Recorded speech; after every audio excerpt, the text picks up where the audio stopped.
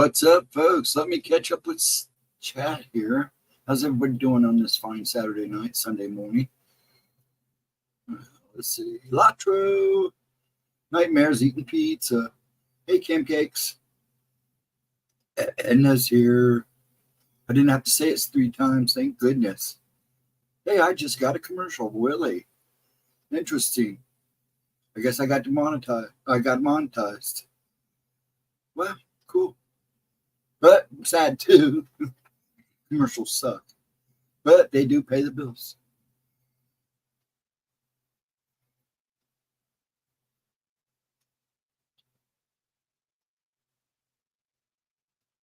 So how's everybody doing? Amy, what's going on? Corbin, man. Girl, you need to go talk to somebody. Love you dearly.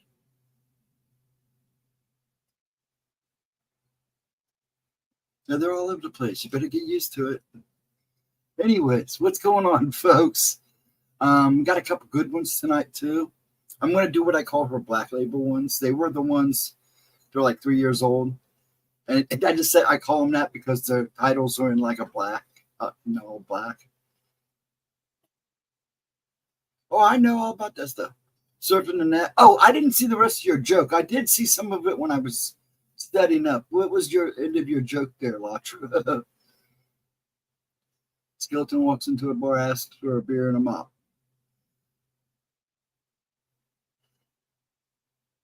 I don't come on till 5 after, Pam, on Saturdays.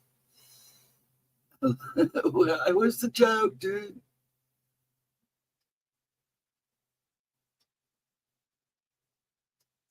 I mean, I think you need.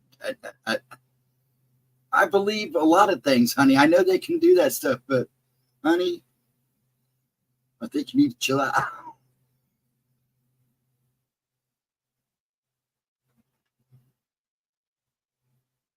That's all that. I get it. I was thinking there was going to be a twist to it.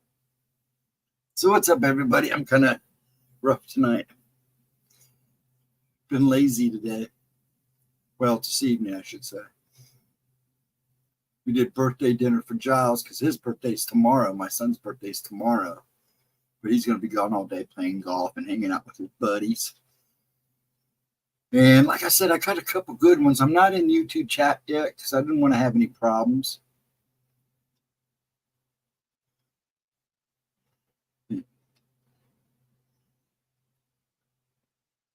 Well, what do you... I don't know what to tell you, Pammy. I'm not there. I don't actually know what's all going on. I don't know how I can help you, honestly. The only thing I can tell you is go get help. Go talk to somebody. Not that kind of help. I think you need to go talk to somebody. Yes, I do. I do my research. You're just freaking out. I don't know what to tell you, hon. I know all this stuff. And they only do it to people they need to do it to. If you think they need to do it to you, then maybe you need to go somewhere and kind of unhook from everything. And yes, Pammy, there's a lot of people out there like you that actually think that they're being spied on 24 hours a day.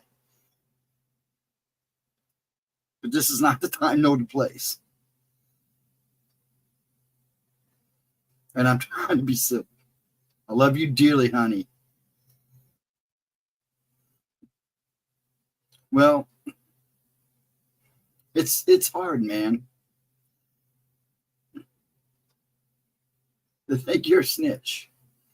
Well, see, honey, I don't know what to tell you. You got me in on a... See, I'm confused too, Edna.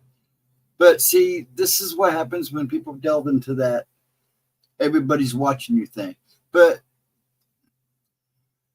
I really didn't want to go there tonight. Pammy, I'm not trying to be mean, hon. But you gotta go unplug everything for a while and chill out. And then I am working on your email.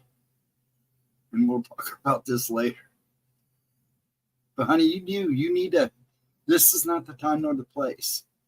I'm not into the conspiracy thing. I know you believe certain things, honey. I know that. I don't know what's going on there. I don't know why you think that way. But all I can tell you is this: if you're that scared and you're that worried, then you need to go talk to somebody. Somebody in real life.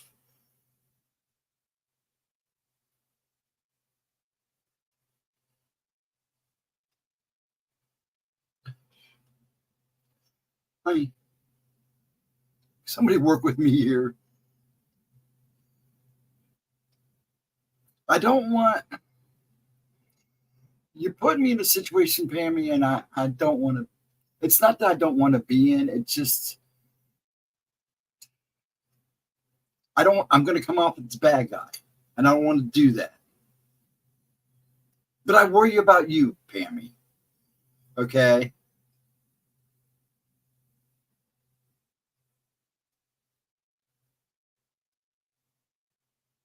Let's just take that. That's a good question. See, Pammy, I don't know what to tell you. I don't know what's going on in your life. Well, I kind of have an idea, but you need to, you really need to unplug for a while and regroup. Okay. You need to talk to somebody in front of you and communicate to somebody. And that's all I can. I don't know what I can tell you. I'm not that kind of person. Well, I am, but I'm not. You need. I am saying professional help. You need to go talk to your officer. If you're this scared, then you need to go talk to somebody. Go talk to I don't care who. But there's nothing I can do for you from this position. Good question. Why do you feel they are all after you? You said they think you're a snitch. Okay. I get that. What'd you snitch on? You've been having problems for a while, Pammy. I hate seeing you suffer so. I've known you for a while. But I also know other things too.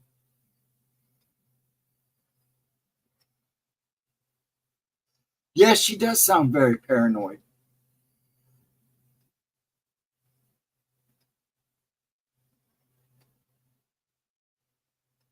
See, this is what I'm talking about, Pammy.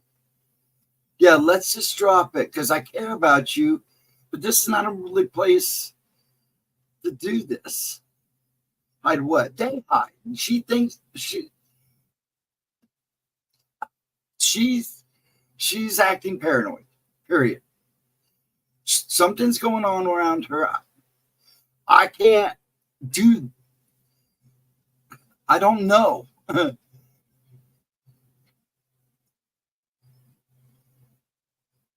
we are going to drop it, Pammy. You need to go talk to somebody in person.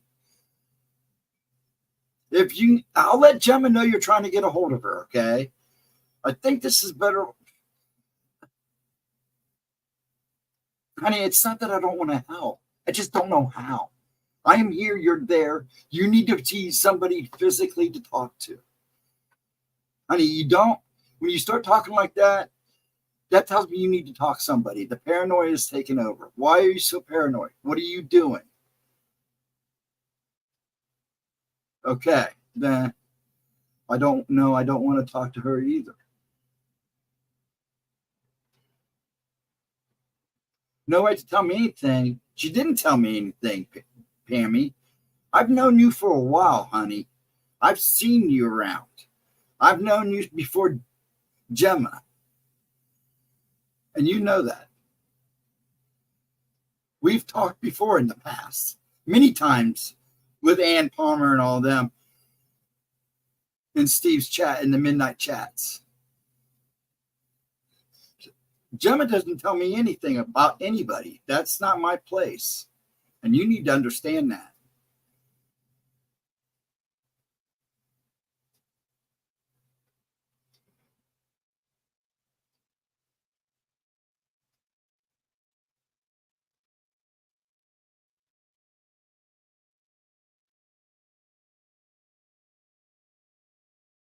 I'm not going to discuss it.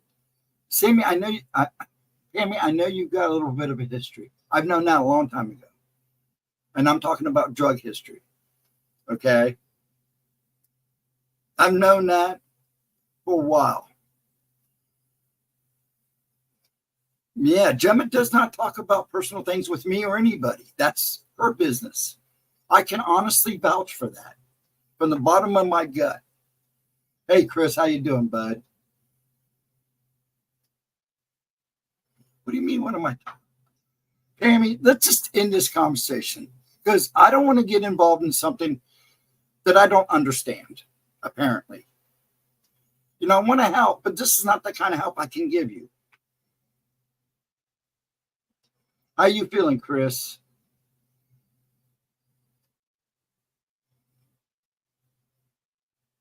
But I do have a couple good videos. I'm going to change the subject, Pam, because I don't want you mad, but I don't want you freaking out either. Okay? But this, I want to help, but this is not the kind of help I can give you.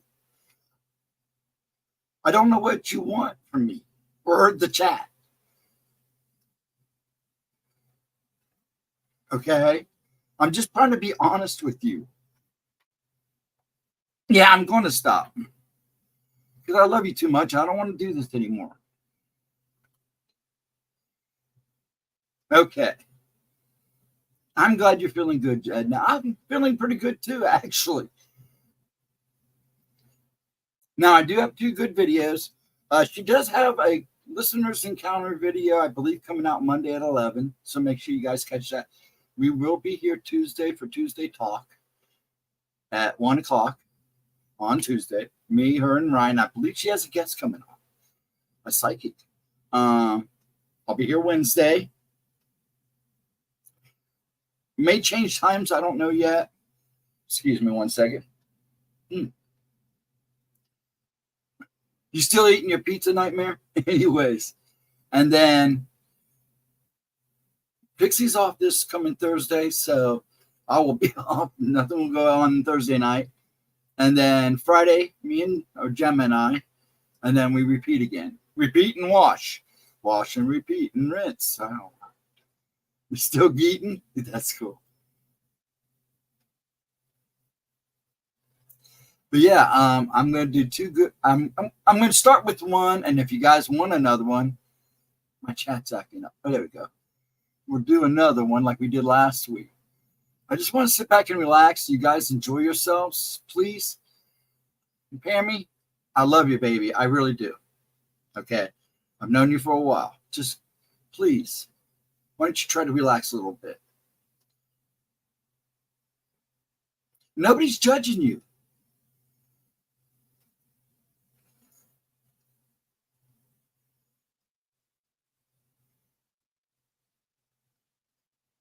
I don't doubt. Did I say I doubted you? I know that they can do certain things. I know they can watch you through you. Hell, they can watch me through my camera right now. They can watch me through. They watch you through your phone. I know they can listen in. You're telling us stuff that we know. But it sounds like you're being personally attacked by these people, and that bothers me because I don't understand why you think they are. Other than you saying you're a snitch. So either you need to go talk to somebody or find somebody you trust around you in person. I mean, physically able to touch and talk to somebody and let them know. Other than that, I don't know how else to help you, sweet. But I am going to move on with the night. You know, I just want you to know I do care. I do love you, but I can't help you the way I think I need to help you. I don't.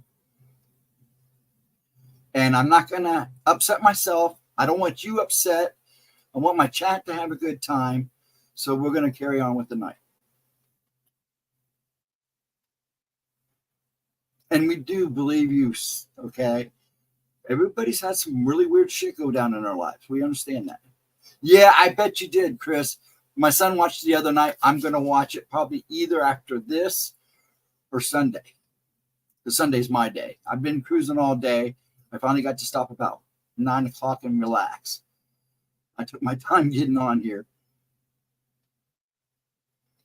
But yeah, I was going to tell you what I was going to play tonight. The first one I'm going to do is the Poisoner of Women and the Ripper Suspect. This is an old one she did 3 years ago. It's about 44 minutes, but it's a good one. I remember that one. Man, there was one we watched last week. I didn't remember watching. I didn't say anything. I didn't leave a comment. I was like, what? How did I miss this?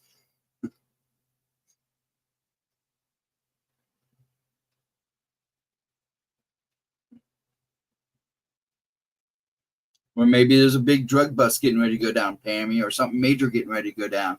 You know, this world is a screwy place right now. And that's the fact. But yeah, we're going to start here in a little bit. Now let's get on with a good chat here. I love you, Cam.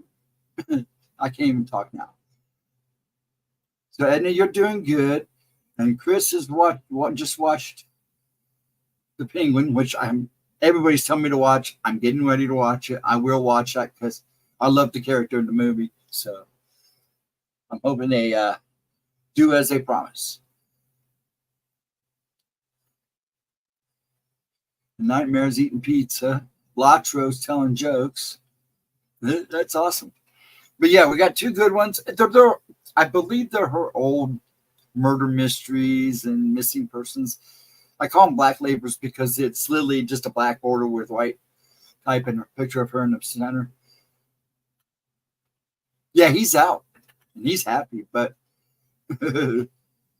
I wish he'd probably getting all that attention.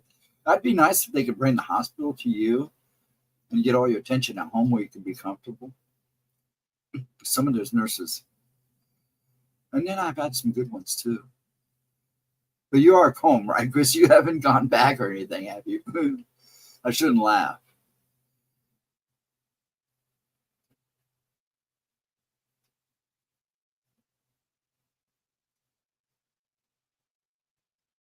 Yeah, I'm waiting to watch that. I'm also I was watching the live action version of Roshi Kenshin, and so there was something else. Now I can't remember. I got to go back and look. I've got so many going on at once. It's not even funny. Been out 3 weeks. Yep. Don't go back. We had another friend of the family die. Oh man, what a bummers. Okay, one day, then he had. Oh man, that does suck. Good. Prayer to you, Latro. Yeah. My heart goes out to the family and the friend of the family.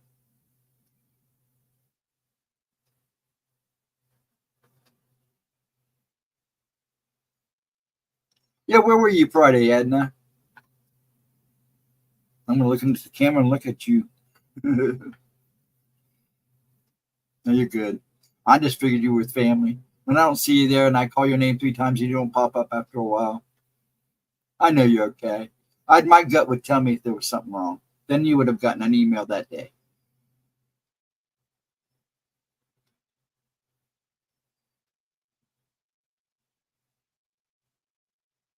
Well, Sammy, there's plenty of places to go get help. You got to go get help. There's plenty of shelters, plenty of family services that will help you if you go to them and tell them. And you know that. I live in Ohio too. The family services here are not bad.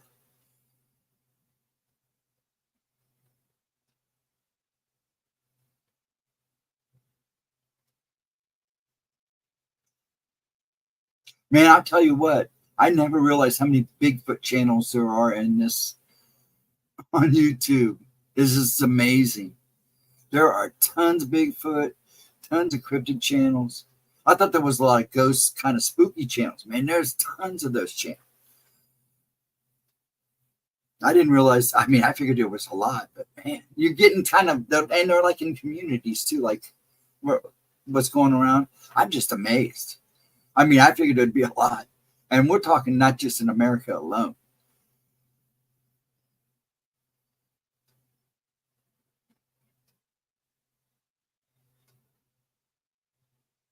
What I am I, I, I don't, Arrow, I can't even pronounce that word. No, you're not. I'm subbed to about 60 of them. Really? Man, I was going through them the other day and cryptid channels the other night when I was bored. I couldn't sleep. I was having issues.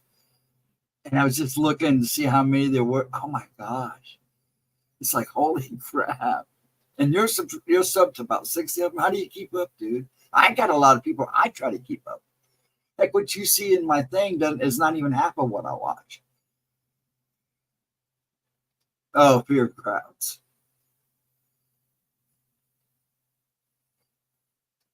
Midwest Night Watchers channel is a wild site. They have some night visions ready set up. Oh, really? That's cool. Yeah, there's actually the night vision stuff and the flare vision stuff is becoming big time stuff now. That way, it's become more inaccessible. That's when you go get help, Amy. When it's that bad, you got to go get help. There are family services can help you with those things. I know that for a fact. I have helped people through family services for some of that stuff. But like I said, I'm here. You're over on the other side. Yeah, a lot of UFO sites too, and UFOs all over. Yeah, I watched a couple of videos where a guy had a night vision, and he just had it pointed at the sky for 24 hours every day of the week, 24/7. And some of the stuff he picks up is amazing. Are you trying on your telescope? I just have a basic telescope. I'd like to one day go get a real nice one. I can hook my phone up or my computer up and do it that way. But it's just very basic telescope. It works. Does what I need it to do. But that would be sweet.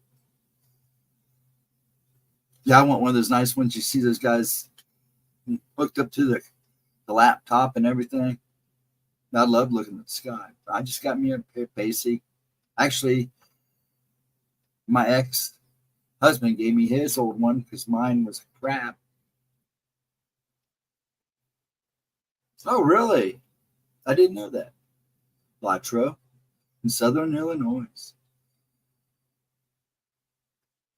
We're going to be talking about Bigfoot and soon videos about Jack the Ripper and the guy that poisoned gun in women.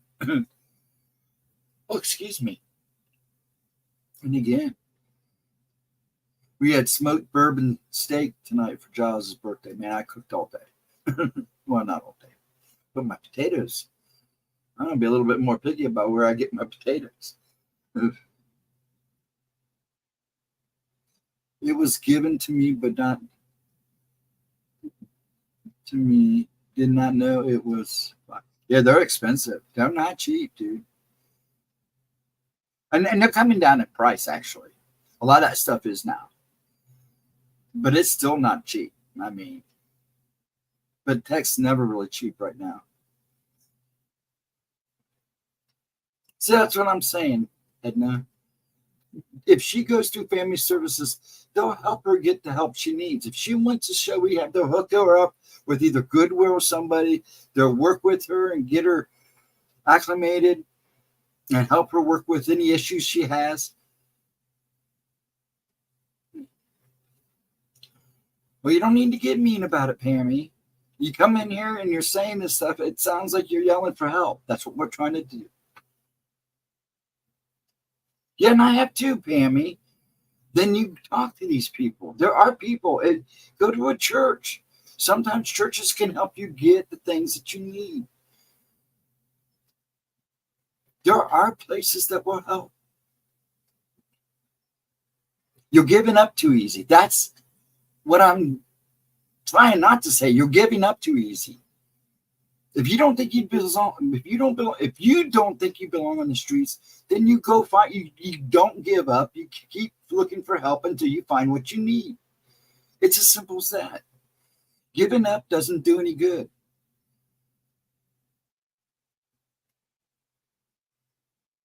You were turned down.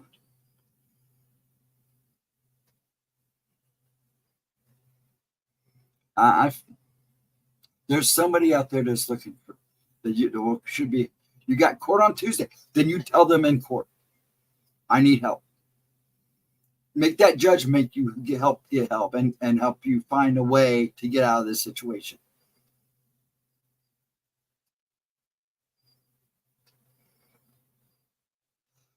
See, there is help out there. There are people that are willing to help. You just can't give up. You can't just be done with it.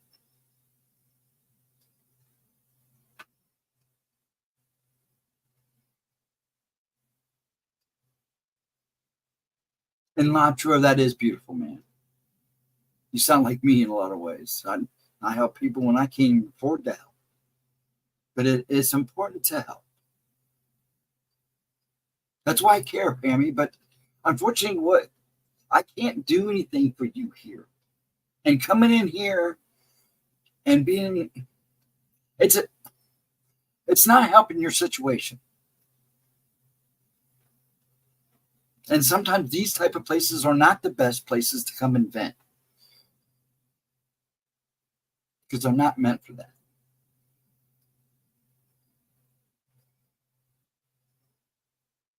I'm sorry, Pammy, if you feel that way, but we do love and care for you. But you need to you just can't give up.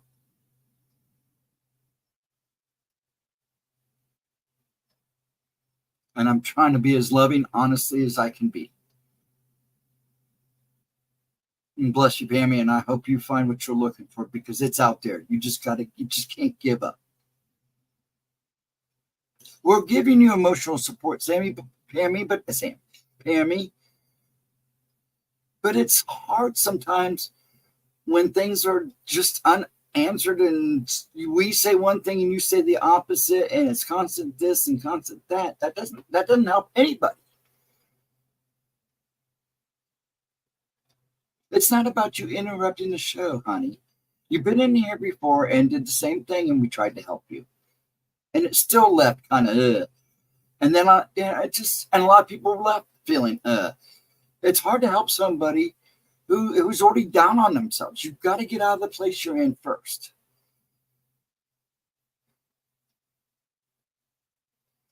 See, exactly, Edna. Thank you. Maybe I should let Edna talk for a while, because I feel like I'm just making it worse, but I'm just trying to be honest.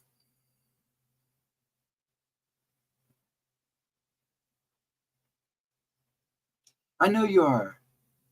I get down on myself too, believe it or not. A lot of people in here do. But it's not a reason to give up. It's not a reason not to stop looking for help.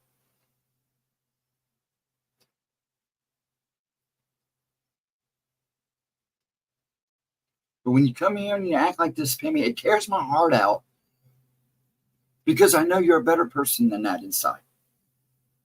I know you want emotional support. But emotional support's no good when you're dragging everybody down with you. You're not out of time. Go to court and you talk to the judge. You talk to your lawyer.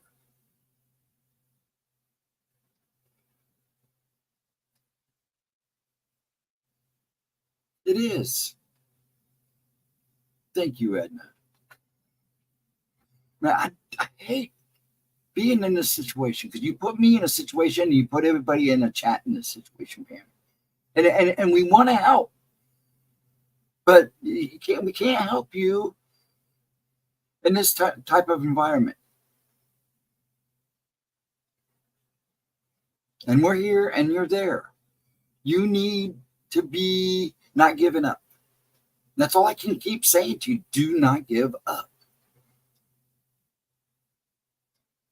Well, you're the one that keeps talking. And it's kind of hard, because I do love and care for you. I know you apologize, and I'm sorry too. We are here. We do care and love for you, and we try to give you as much emotional support we can give you. Now, Pammy, I'm going to end with saying I love you and I do care for you. But you got to go get help. And you cannot give up. Don't give up, please, hon. Don't give up. I'm done. You're not interrupting. But there is help out there.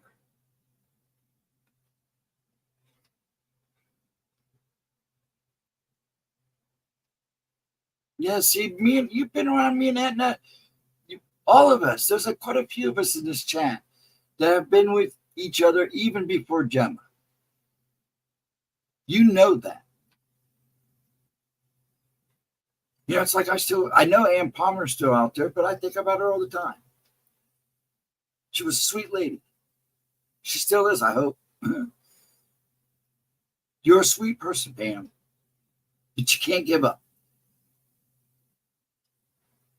And coming in here or anywhere doesn't always do what you need to do.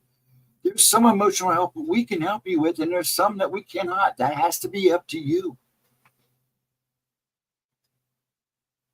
Yes, I agree. Okay. Pam, I'm sorry you feel that way. I will talk to Gemma, even if you care or not. And I just want you to understand, Gemma don't tell me nothing. I've just known you that long.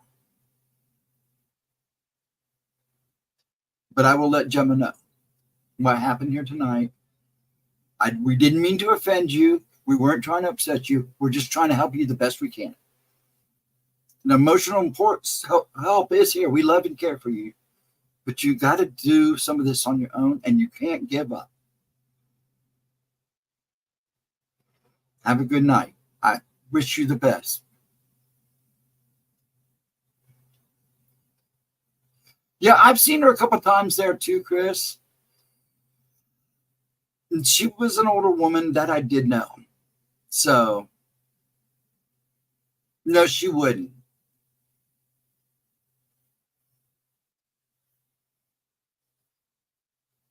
And no, she wouldn't. That's why she trusts me, because she doesn't tell me anything. I don't ask, and she doesn't tell. Just so people know. And I do talk to her on a daily basis. And no, I don't. She don't discuss anything that you guys go to her privately about. It's not my business. Like, I have enough issues of my own. Plus, I do like helping people. If she thinks it's somebody I can help better than her, yes, it has been done. And I've helped those persons when I can. Well, it does upset me, and because I care. I don't like to see people struggling. I don't like it. It hurts. There were people there when I thought things were all gone for me. Thank God I had two friends that have been my friends forever that Lily pulled me out of the gutter a couple times mentally. And if it wasn't for them, I probably wouldn't be here a couple times. And I wouldn't be here. So, but there's help out there. You just can't give up.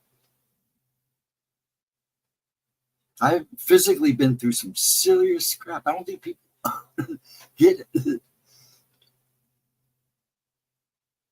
I just want you to be happy. But you can't be happy until you do what you need to do. People can help as much emotionally for you or anybody else as much as they can. But there's only so much people can give. You got to start doing. I love you very much. I care for a lot of people on this chat. And over the years, there's been some good people to me. You've been good people to me. I just tried my best to give that back. And I try to be as positive about stuff as it is, because that's the key. Even I get down and dirty and crawl around the gutter. I get low too. But I don't stay there long. It doesn't take much to realize that I am who I am, and I lift myself up, get back up, and I move forward.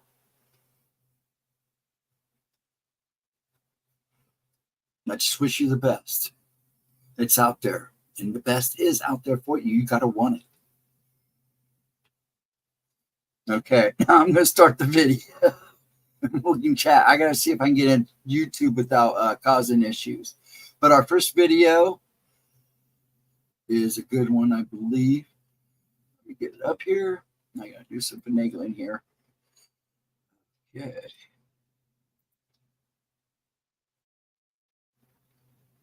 Okay, now you're going to have to, you may on some of these have to turn the sound up because some of the sound on her stuff is really low. And it's not me. I tried going in and fixing it. And it's just the way she recorded it. So let me make sure it's turned up. Get it in here. Share screen. Share screen. There we go. There she is, old Gemma. And let's see here. We got good. Let me switch my ugly mug out of the way here down at the bottom. In the way in the world. We got what we need. And this is a go. Let me know if you can hear it.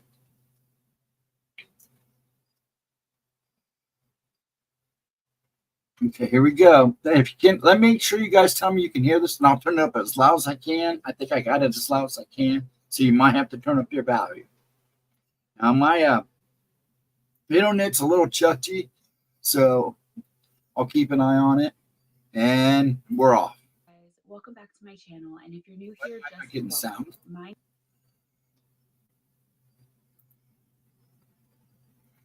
Why is that coming through? Where's the sound?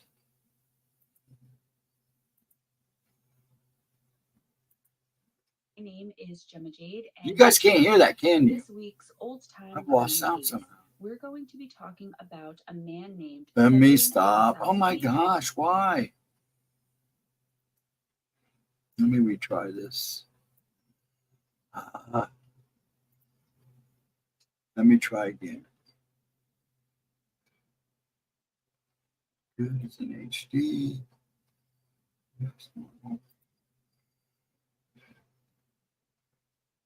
Why is my sound not working?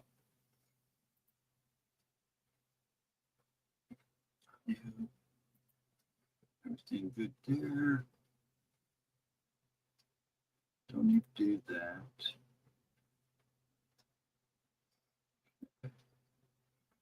Let's try this again. Bring her in. Screen.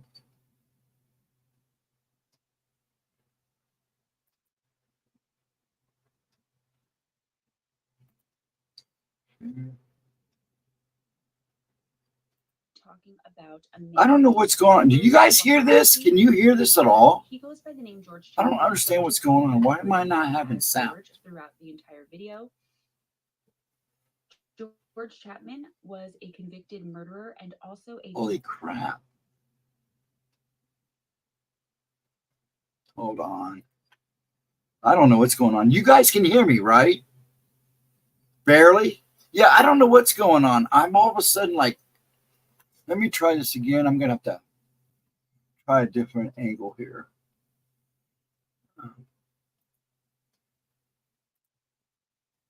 It's like I've got it cranked super loud.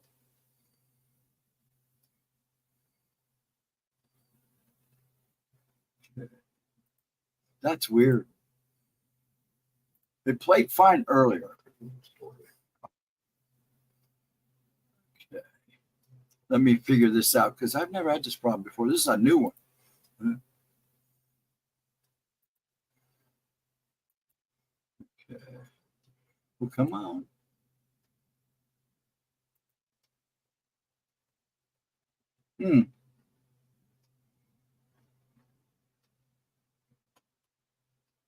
Make sure it's not another video. Let's try a different video just to see if it's not the video. I gotta get to it. I was gonna play the other one that I was gonna play with this one and see what happens. It might have been her sound because everything's turned up. Sorry, folks, I can't see the chat right now. That's a new one. I never had it and have no problem with that. Hey, like I said, it might be the video. Here we go. Come on, a little farther, Steve. Come on. Holding up the stream here.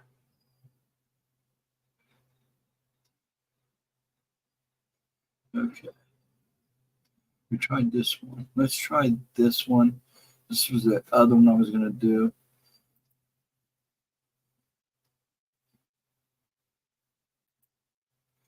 What is the deal? Why is the chat so low?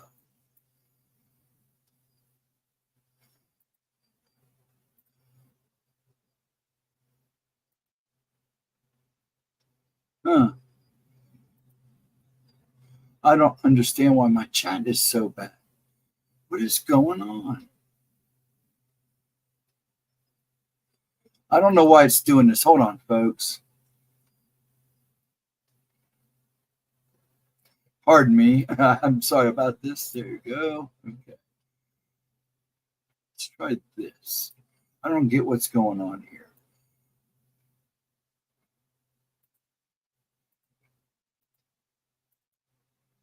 This is so weird. I've never had this problem before. I haven't done anything different. I had everything set up right, like I always do. Aha. Aha. Get up there.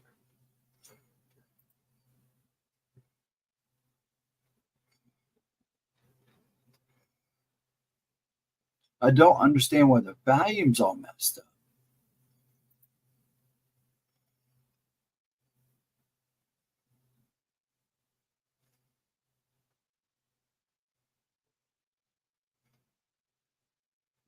This is so wild.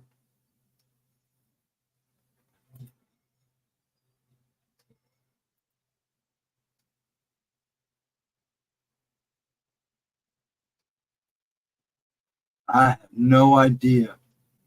This is so trippy. Goodness. I'm going to try to do it from an actual something else here. Let me give it another try with something different. I don't know why all of a sudden this is a problem.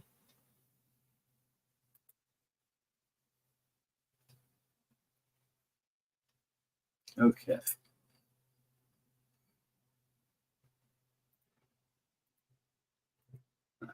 Ooh, nope. Go back. Let's try this one. I think it is the video. I don't know why all of a sudden. I'm going to try a newer video just out of curiosity.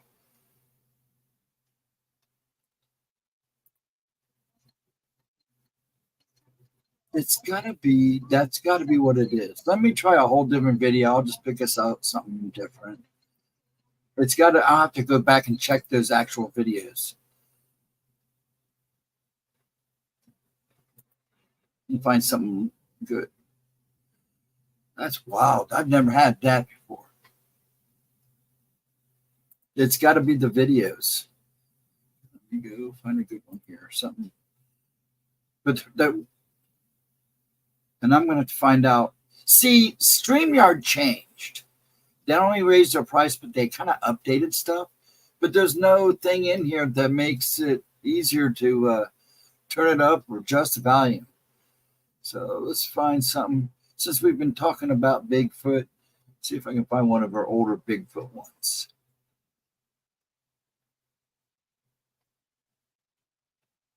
And I'm looking now.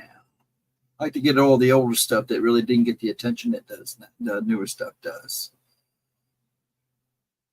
I believe there is something in these photos down here.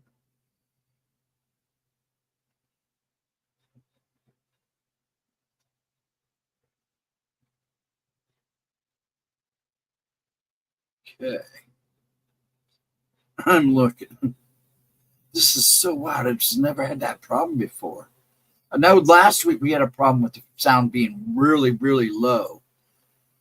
But I think it's the videos. I don't think it's anything I can do.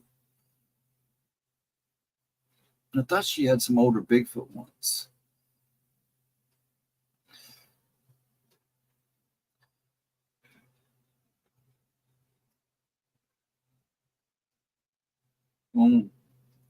Watch the one about Jersey Devil.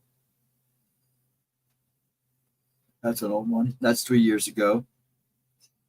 Hello, Ron. How you doing, sir? I'm having technical difficulties. We've tried 2 videos with barely any sound, and I know it's not me, so, and it's the setup. And so let me try this one real quick.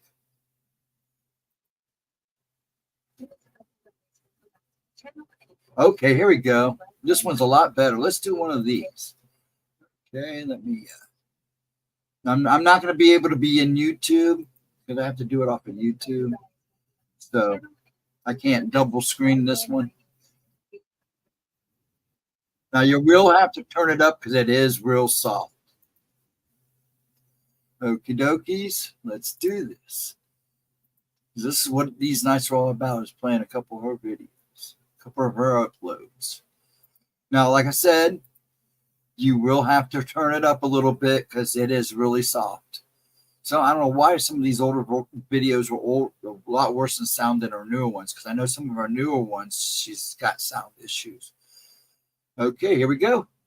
Make sure you turn it up. Let me know that you can hear it, okay? And we're off. Mary Piercy in our old time crime video of the It is low. month. I just want to say I've had a few complaints about the volume Yeah, of my she just videos, said it and right I'm there. hoping next Saturday or Sunday to be able to get my I did that on purpose. Come on.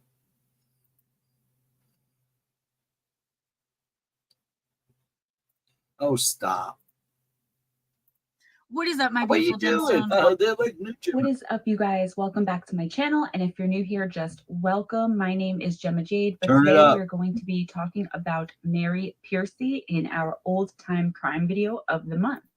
I just want to say I've had a few complaints about the volume of my videos, and I'm hoping next Saturday or Sunday to be able to get my microphone up and working so we no longer have that problem.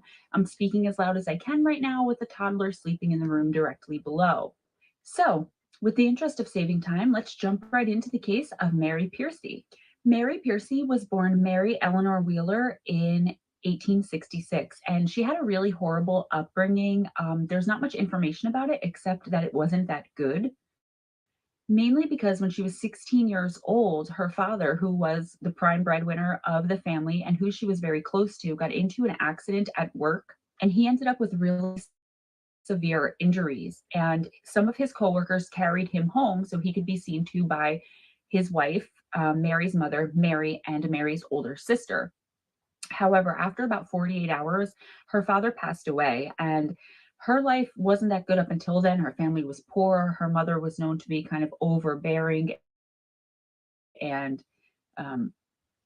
liked a lot of men that weren't her father. After her father passed away, Mary and her mother went to live in a place called Kentish Town. And I'm sorry if the details are a little vague about her upbringing, but there really wasn't much, and it's not really relevant to our case anyway. It was at this point, when she moved to Kentish Town with her mother, that Mary started a relationship with a carpenter named John Piercy. The two of them dated for a few years, but they never officially married, but Mary would take his last name and keep it for the rest of her life. Mary was known to struggle with what we nowadays call depression. She became a pretty serious alcoholic. She had a pretty bad seizure disorder, and she attempted suicide at least twice that we know of. So some mental trauma, some mental issues going on there.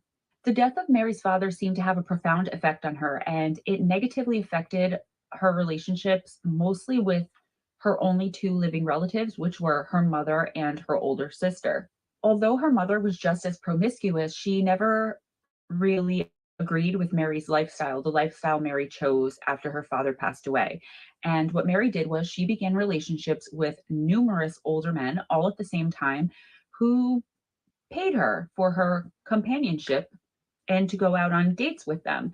We call that nowadays a sugar daddy situation. So what caused most of the problems is Mary never worked, and she had all these sugar daddies and all these other clients because she wasn't basically an escort or a prostitute.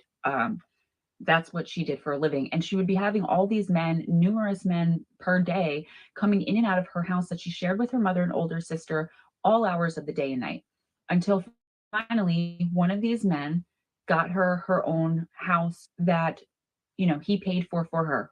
The man's name was Charles Creighton, and though he paid for this house for Mary, he only visited her there once a week. So this left plenty of time for her to have all of her other gentleman callers coming in and out. And she did make a lot of money.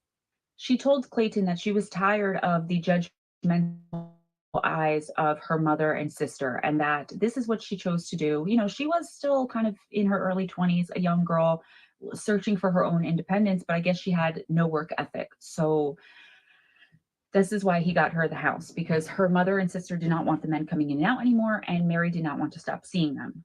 One of these admirers that visited Mary at her new house was named Frank Hogg. And Mary also had a friend named Phoebe. Now, somehow Frank Hogg and Phoebe ended up in a sexual relationship, and Phoebe ended up getting pregnant.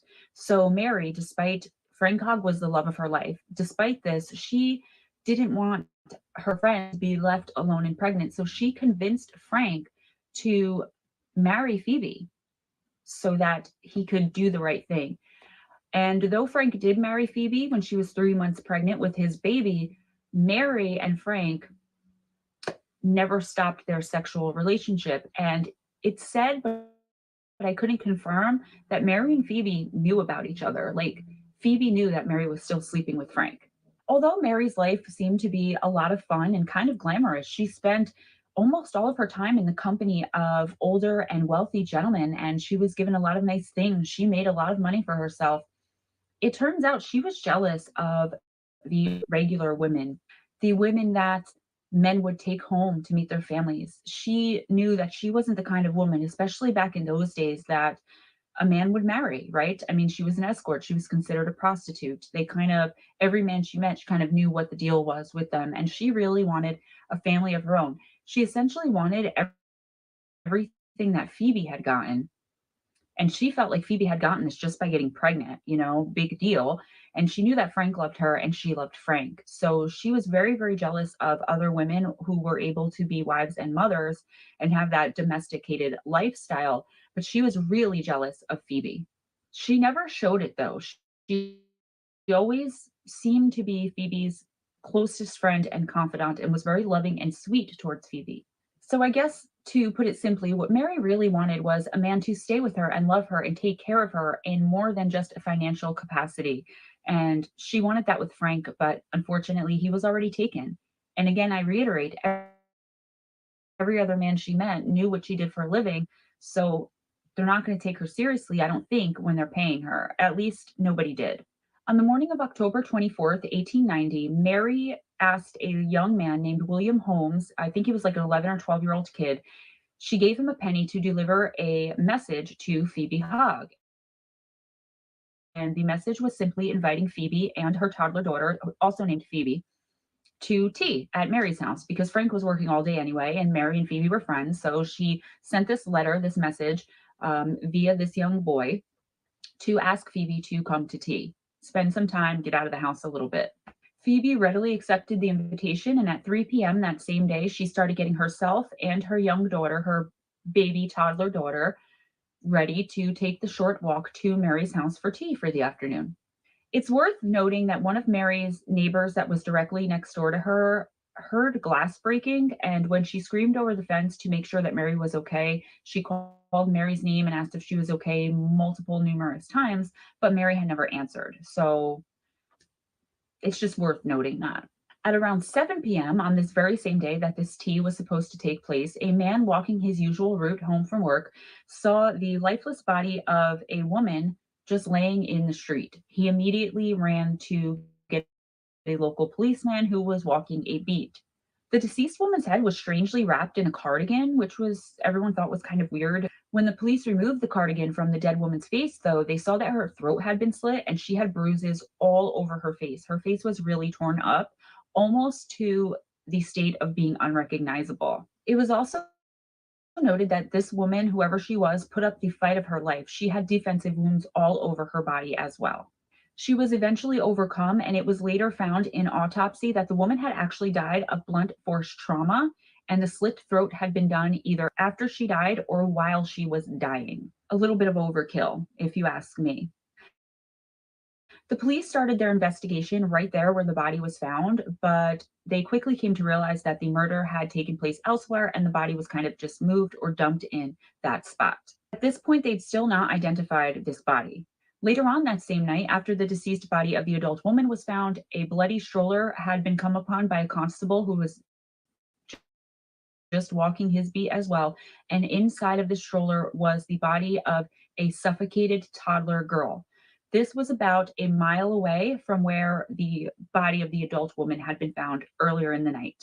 At this point, police had no missing persons reports matching the description of the two bodies that they had found. So, as was customary back then, they put all of the information about the adult woman and the stroller into the newspaper.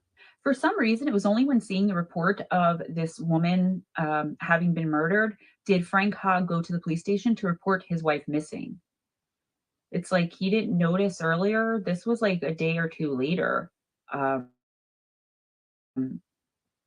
I don't know. That just tickled my brain as soon as I heard that. Like, why did he wait until he saw something in the paper? Like, was he not going to report her missing if nobody found her? I don't know. It doesn't make sense to me, but moving on. He even stopped at his sister's house first to get his sister Clara to go to the police station with him to identify the body. However, once they got to the police station, Frank decided that Clara should go and get Mary Piercy to help her identify the body because he didn't want to do it for fear he said it was his wife and he didn't want to see her that way.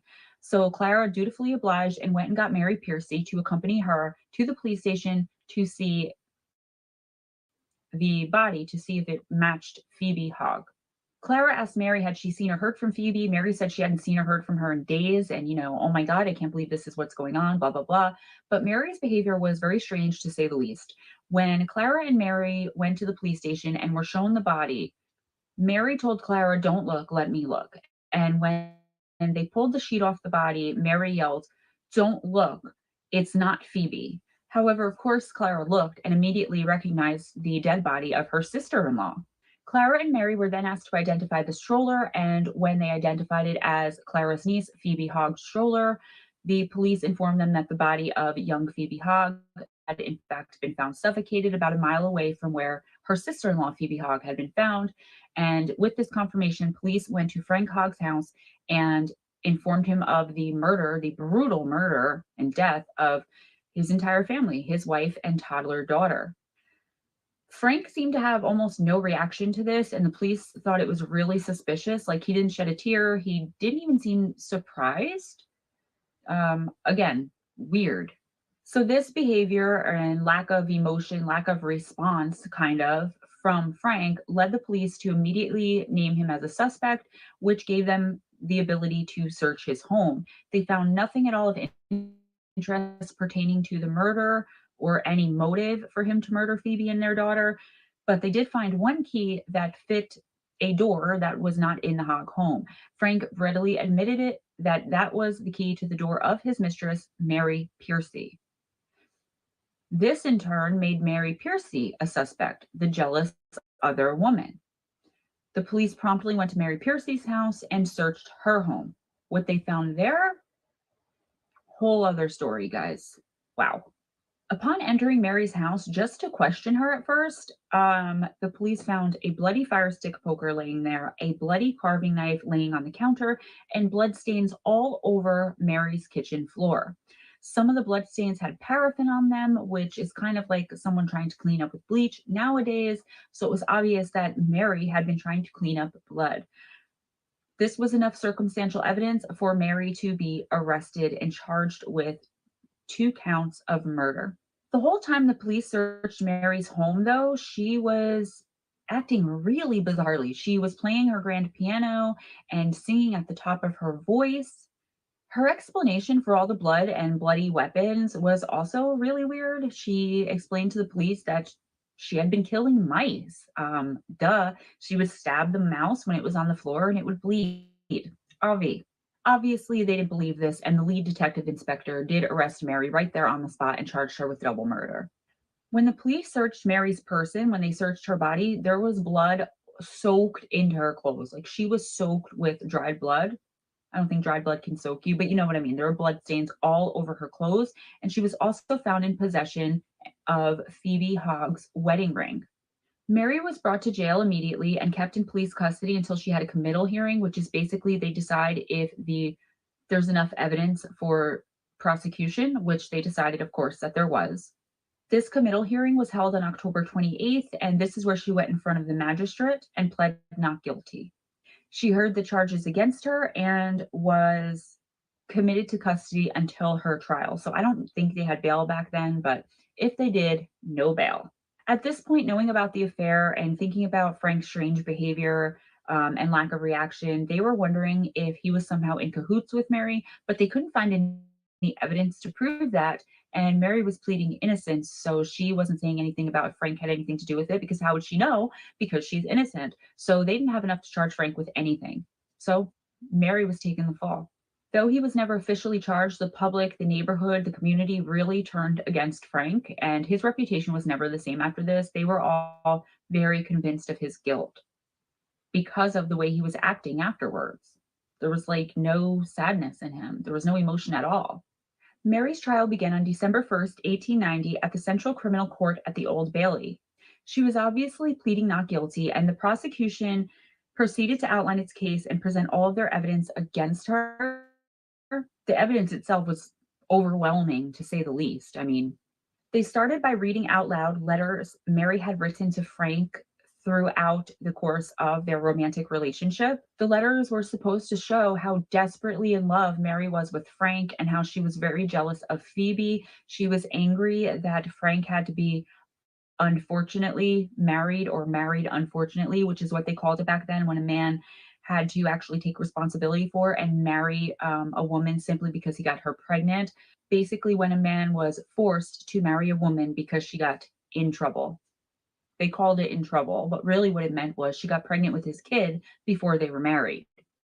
So a marriage of circumstance, if you will.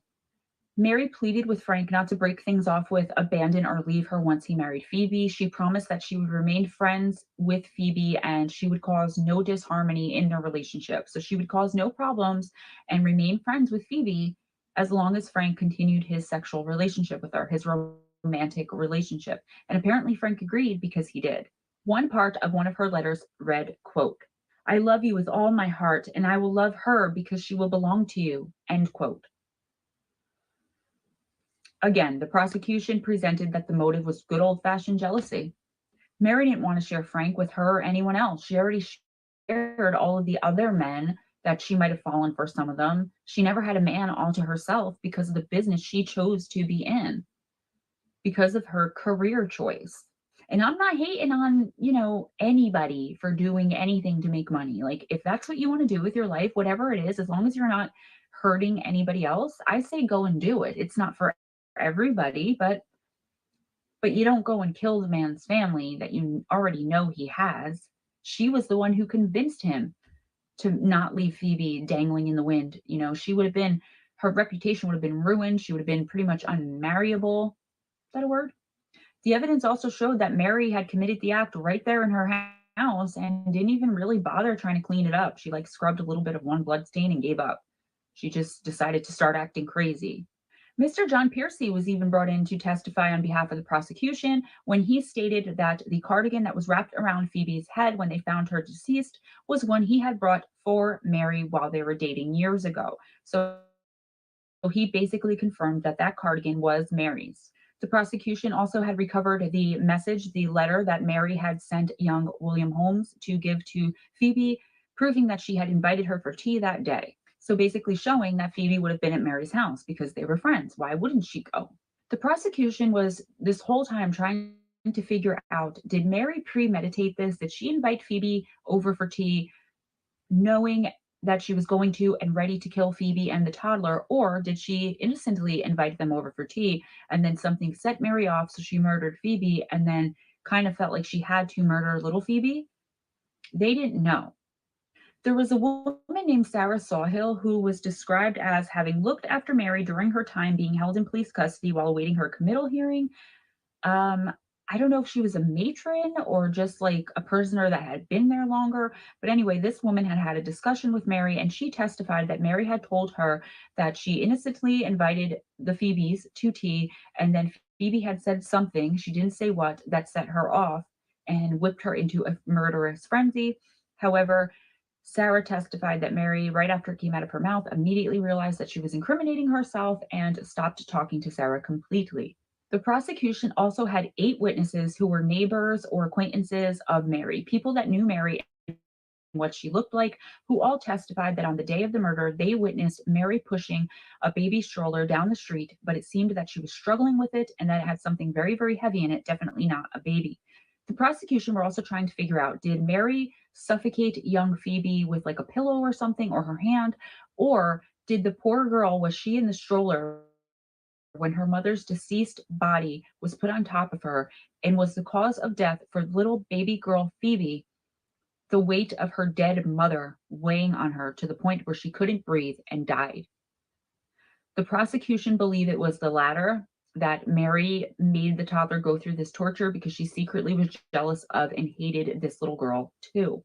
The only thing the defense really had, because how could they really discredit all of this great evidence that the prosecution had presented against Mary? The only thing they had was bringing to light the fact, or bringing attention to the fact, that Mary was very skinny, very small, very slight of build. And they were saying that there was no accomplice ever found. How could Mary have possibly done all this lifting and bludgeoning when she was so tiny? How could she have moved the body into the stroller? How could she have, how could she have done all of it? And keep this in mind because it kind of comes back later. It at least comes back later in my mind, if not officially, but we'll talk about it. Mary did not testify in her own defense, and the defense could call witnesses to testify for her. After just 3 days of testimony, the jury retired, and it took them less than 2 hours to find Mary Piercy guilty of 2 counts of murder. As was common back then, right before you were sentenced to death, you had the right to address the court. When Mary was asked if she had anything to say before sentencing was given out, she said, quote, "I say I am innocent of this charge," end quote. She was promptly sentenced to death by hanging. The Court of Criminal Appeal did not come to be until 1907, so there were no appeals, but there were certain ways that you can try to get out of a death sentence.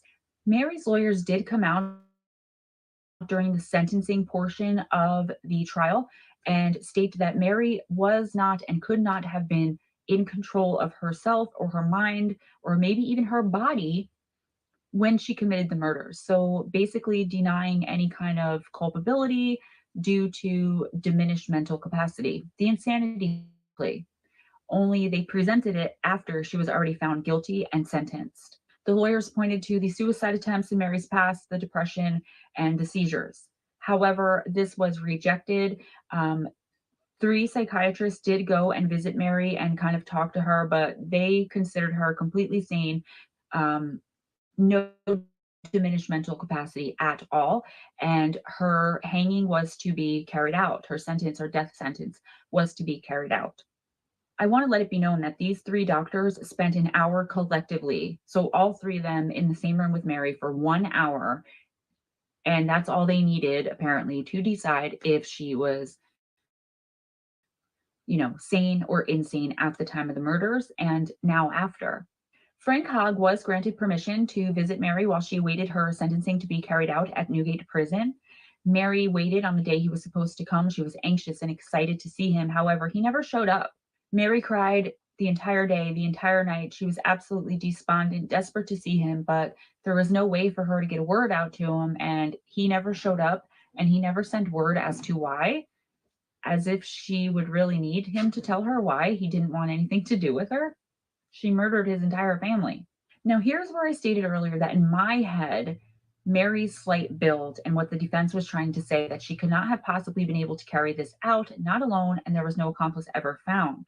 On the day before her execution, Mary invited her lawyer to come and visit her at Newgate Prison. When he got there, remember, Mary had a lot of money she had accumulated throughout life. She had a lot of possessions, a lot of things. She wanted the lawyer to handle basically the execution of her will. He wanted her to be executor of her will. I believe that's how you say that. And one thing she asked him to do was to post an advert, which is what people did back then. And this advert was to say, quote, MECP, last wish of MEW, have not betrayed, end quote. So we know, or can at least presume with reasonable certainty, that MEW are Mary's initials, Mary Eleanor Wheeler. Who is MECP? Have not betrayed. It sounds to me like she did have some kind of accomplice, and she was reaching out to them to let them know that she did not betray them. Could MECP be initials for some kind of nickname she had given somebody, like perhaps Frank? Or I thought maybe she did this so that someone would see it and maybe make her make her wait longer to be executed, hoping she would confess as to who her accomplice was.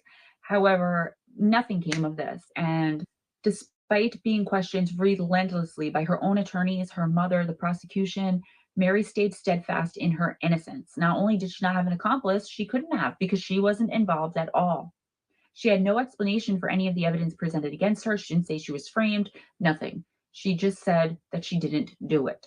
On December 23rd, 1890, 3 female guards collected Mary from her cell and walked her to the gallows. Mary told them that she didn't need help walking. She was perfectly fine. She wasn't going to faint. She had accepted her fate. But the women told her that it was customary that women guards would walk her to the gallows. So Mary said, quote, "Oh, well, if you don't mind going with me, then I'm pleased," end quote.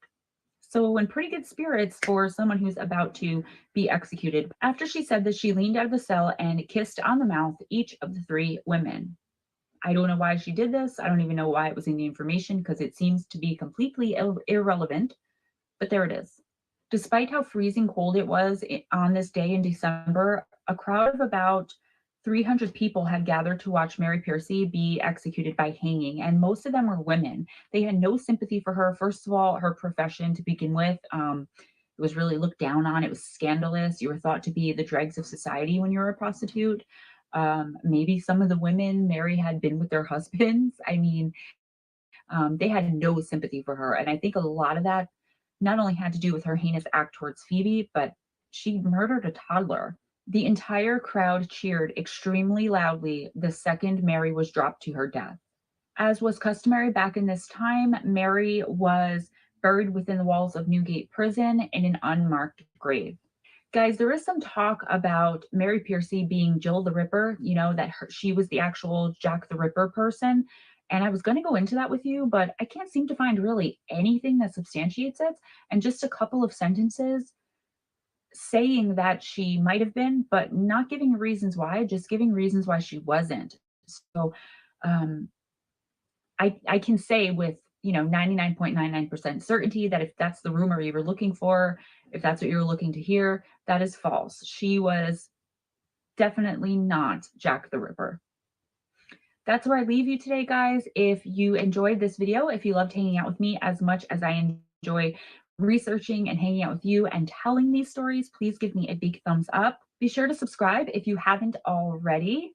Guys, if you are able to financially donate to the channel, please click one of the links below, either the PayPal link or become a patron for $5 minimum a month. Donate it as much or as little as you want on PayPal. Either one goes directly into my account, and I have early views of videos coming up in the next week or so. You guys know everything that I have going on. I've been mentioning it constantly in previous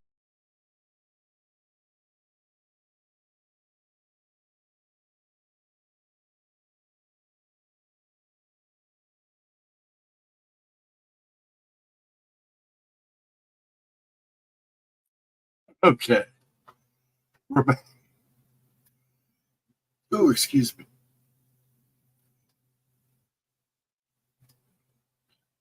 Yeah. And Ron, I get what you're saying, dude. And that was why I did it.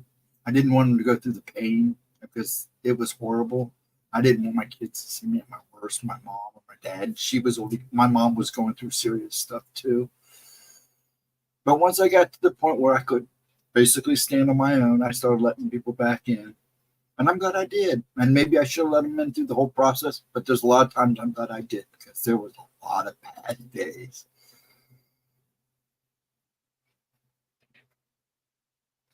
Yeah, that's basically what I did toward the end. But see, that's another thing. I've been lucky. I've had people in my life that was there for me, and I was there for them. A lot of the reasons I have the contacts and the shady things that go on is because of things I've done for people. The way I've gone out of my way. There's a couple of times I've put myself on the line for them and sacrificed myself for them. And if it wasn't for Thomas and Patricia and my kids and my family, I got to be honest. I've had two good friends, two friends that I literally were like my best friends. And I had to walk away from, well, one walked away from me because he was a jerk. And the other one I had to walk away from because I just couldn't deal with it anymore. But Thomas and Patricia has been steady in my life. Not too many of my other friends know them, but only in passing. But we're like three nuggets. I bummed the day Thomas ended up moving to Nebraska not too long ago. But we talk. We talk weekly on the phone. But it's hard, yes. It's hard to help somebody in chat or online, especially when they're hurting.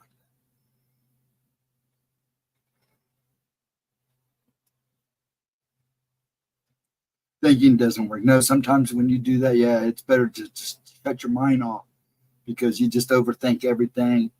Things get just, and then you can literally make things worse because your brain's in overdrive. I totally agree.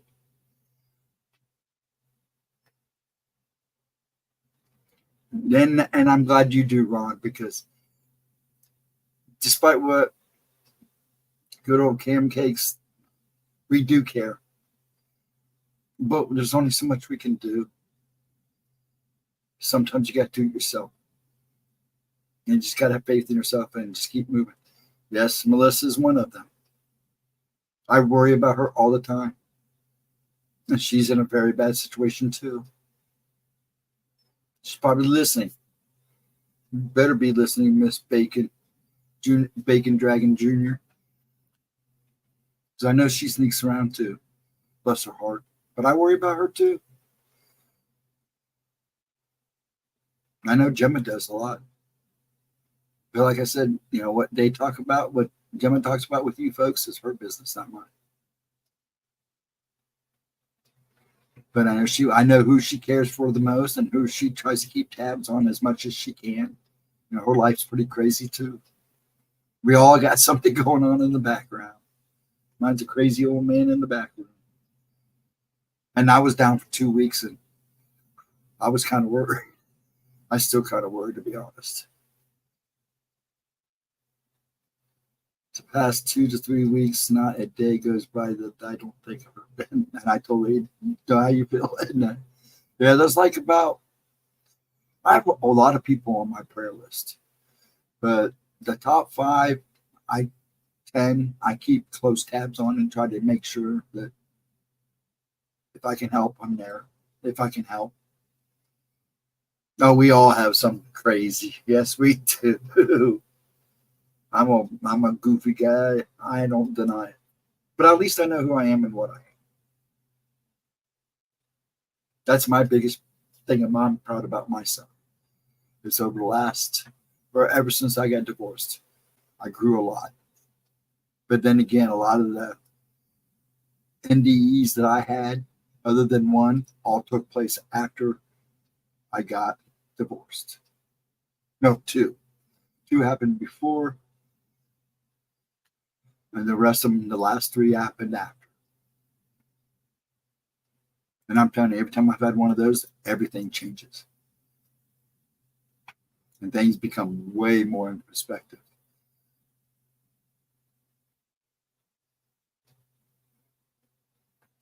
I mean, I'm frightened for you. I am too. I am too. I was 20 years young if I was 20 years younger. Yeah, from things I've heard, not from other people. Yeah, I worry about her too. A lot. I know the past few months I felt like giving up. And honey, I'm glad you didn't. And I'm glad you came to the realization you did, Sadili. Because that's what it takes sometimes. Sometimes you just gotta get smacked in the face. Or something, or one day you just look in the mirror and it just all dawns on you. Sometimes it's that easy, sometimes it's not. Airline reminder, put on your O2 mask before trying to help others. Isn't that the truth? And it's hard to help others too when you're riding on a half a glass or nothing in the glass. I try to keep my glass as full as possible because, yeah, I'm like Edna and a lot of you. I care more for others. I have helped strangers to the point where I've almost literally sacrificed myself for strangers, and I have no problem doing that. You know, my kids will tell you, they call, I'm there. If I have to drag my raggedy butt to hell and high water, I'm there. Friends call. Even my enemies know that they can call me and I'd be there.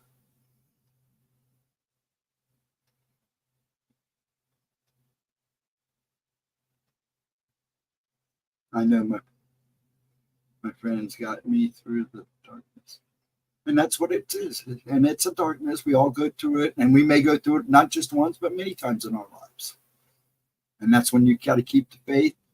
Every time you fall down, you got to get up, shake it off. Don't give up and just keep moving forward. I think we've all been there 1, 2 more billion times.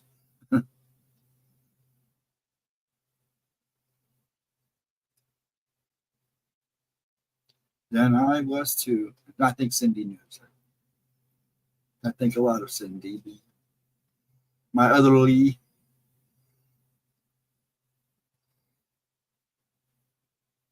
Yeah, I try to be the fixer. But see, that's one thing I did learn too over the years, Edna. And it's just like it goes with myself. I accept the things, I fix the things that I can, accept the things that I can't. And that goes for, I apply that to people too. I fix what I help fix or can help what I can. And if I can't, I have to accept it and let it, and let it go. Because there is only so much you can do. And the rest has got to be up to them. I told my kids when they were young, and this is what I was told. I'll help you as much as I can. I will give you all I can give as long as I'm seeing at least 90% out of you. This shows me that you are trying, that you are getting up, and you're doing your best to shake it off and move forward. I will be there and stand by you as much as I can. But when I see you expecting it and slacking it and giving up, now you might get it yelled at. But if it have to keep yelling to keep you moving, I may have to walk away because there's people out there that do want to move on.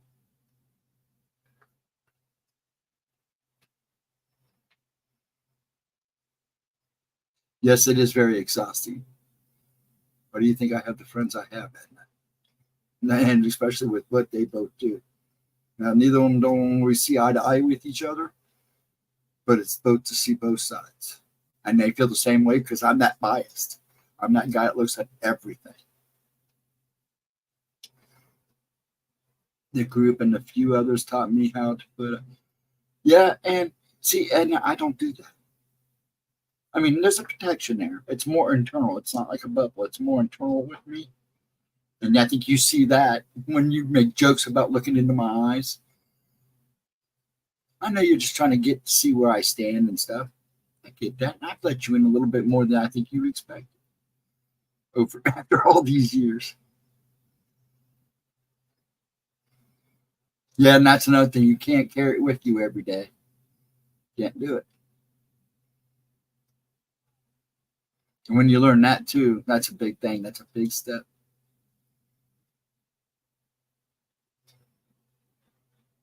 A good man, that's the way to think. Not true. Hey, life is interesting. Life wasn't meant to be easy. Life is not meant to be given to you on a platter. You have to earn it. You have to work it. We are born in sin and sorrow and pain. And it's up to us to get through it.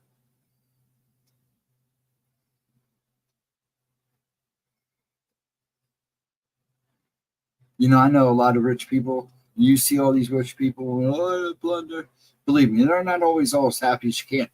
Not that I haven't said I haven't met my share of happy rich people that are doing right by what they do. But there's a lot of rich people out there that are just living They just don't know what else to do. And their lives become empty. And it goes for everybody. I mean, you get, I don't know. I don't even know where I'm going.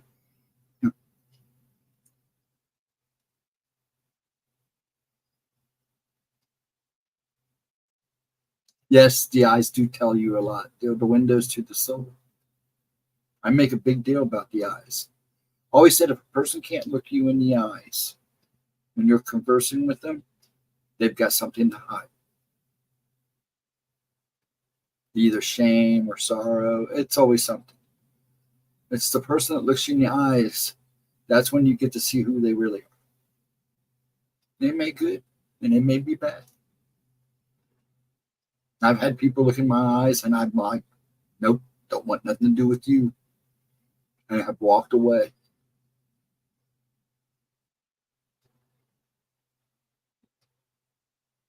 If you had asked me 20 years ago who I'd be now, I'd be totally, I agree with you there. I'd probably say the same thing.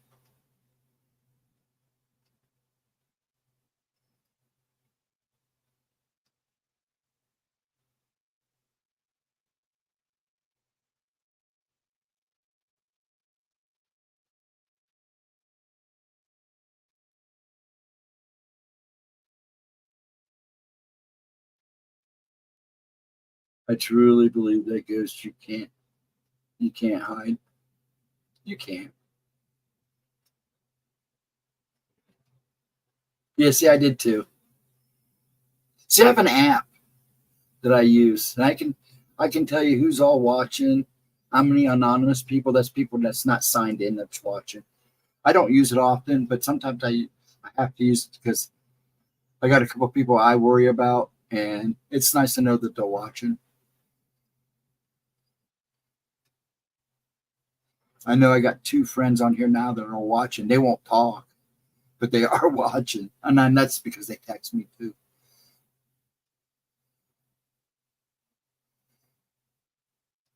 It's funny, I got friends, but they won't talk to me on here. They text me. So you guys, one of these days I'm going to make you talk. Yes, she is. She is a warrior, but she's got to keep fighting.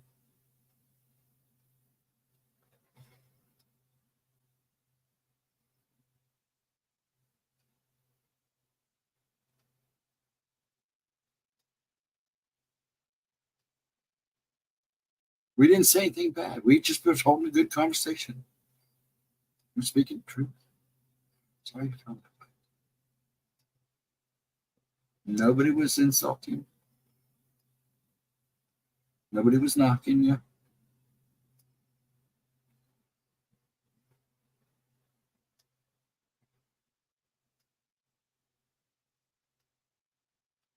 Now I'm kind of at a loss of words.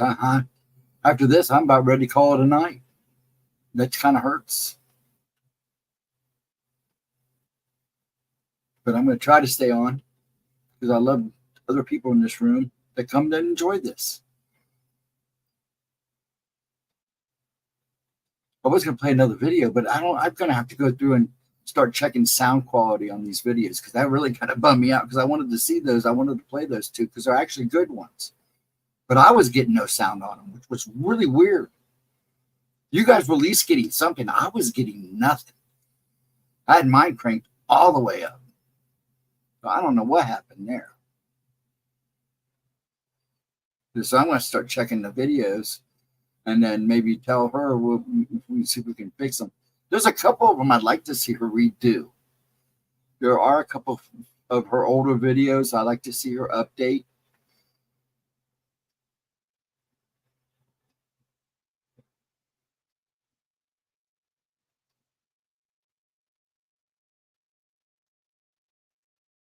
And see, I'm the same way, Etna. I'm the same way. I would never say anything online I wouldn't say to your face. That's a fact.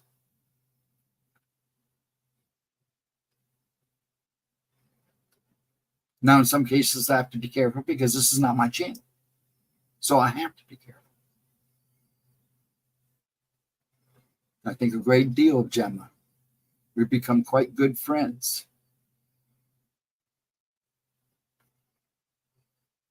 She actually has become kind of a part of the family. So Everybody here likes her. I get along with her mom. Her mom's kind of made up for my past mom. I miss my mom.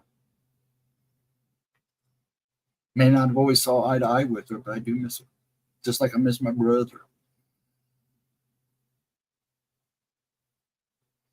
You take care, Nightmare. Have a good one. I hope you enjoyed your pizza. You take good care of yourself, sir. Yeah, it does, Edna, doesn't it?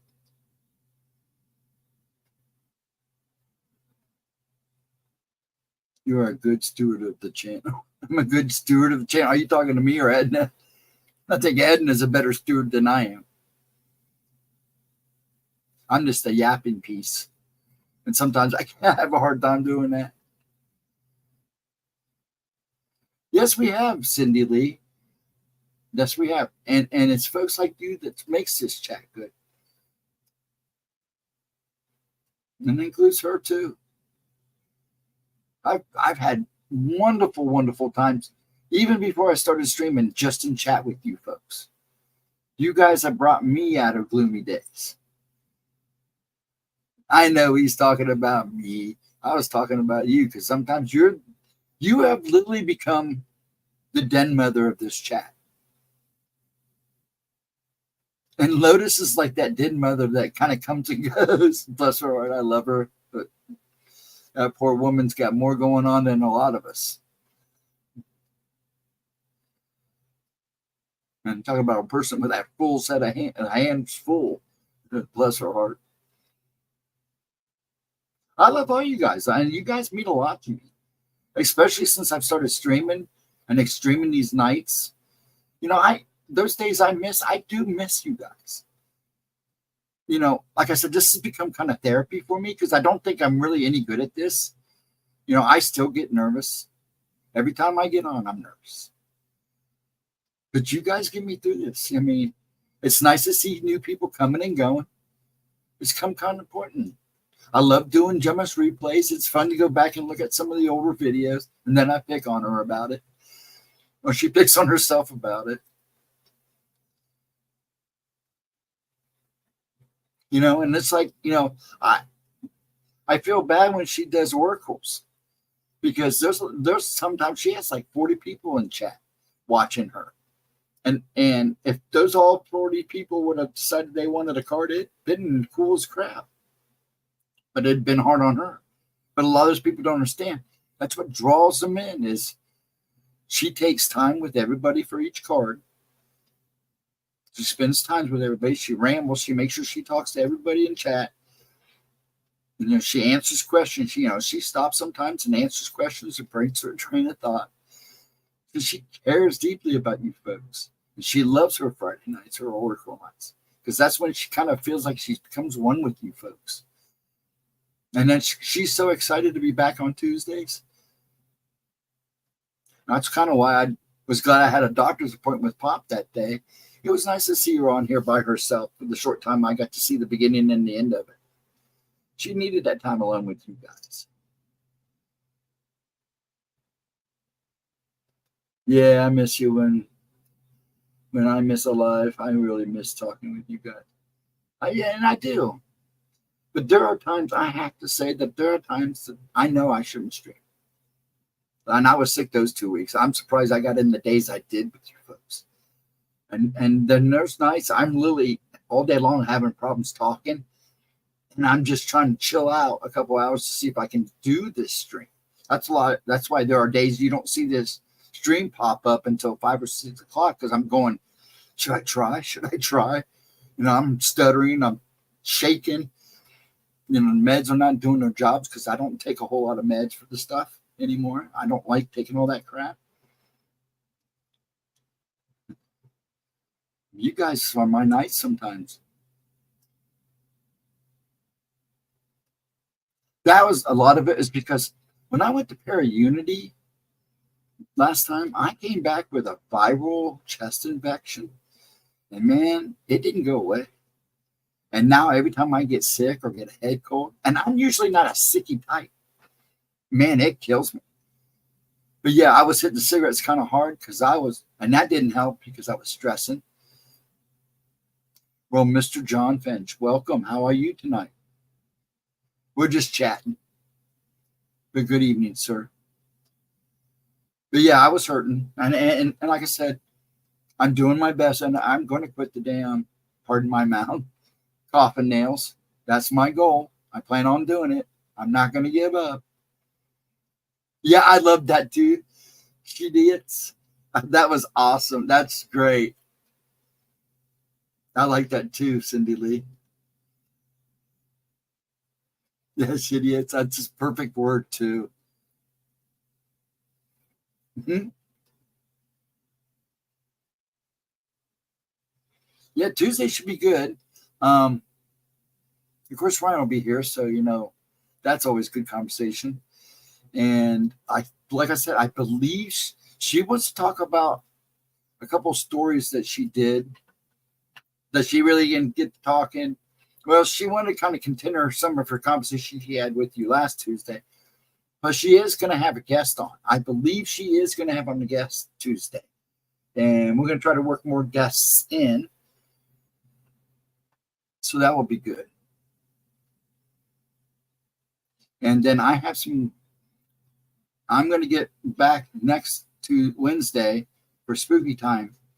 I've got stories. I'm trying to stretch them out, but I'm trying to get to the good stuff. I don't want to give too much away. I might write a book. It is a great wood. I love that sheet. That should be on a shirt for sure. Oh, you're back on Facebook? Still can't get on my old page. You just made a new one? Well, and I'm under Stephen Lee Davis. You can also pull up Ghostdragonzw, and it may take you to me too, because I do have it on my thing. Just look me up. Just be careful. There's a lot of GemmaJade's. And there's a lot of Stephen Lee Davises too.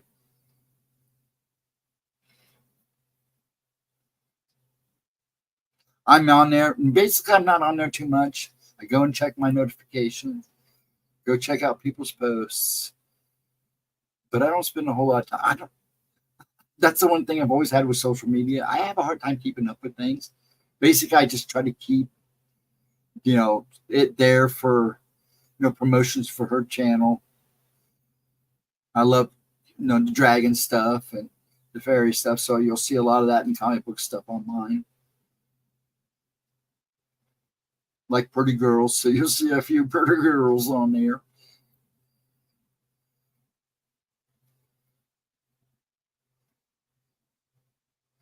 The meaning is people making, crappy decisions makes for crappy day. Yes, it does.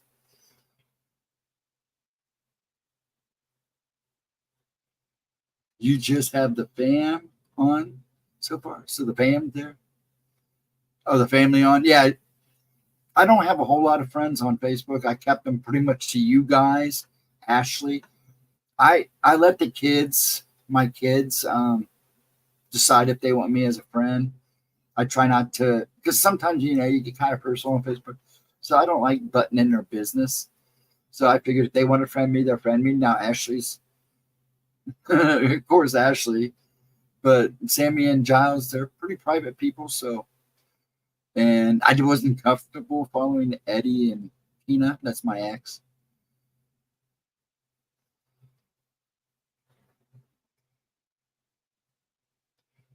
Yes, it's a,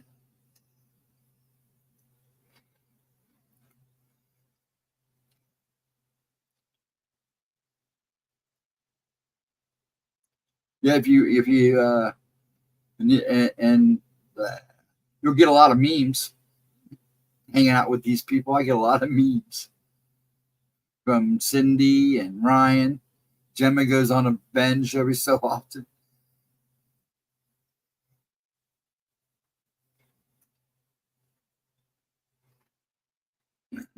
Curious. Yeah, that's what I thought. But I got to switch the screen over here. I'll be right back. Third screen it. Sorry. My ugly face in the mirror. Come on. I gotta check something. Ugly face up close.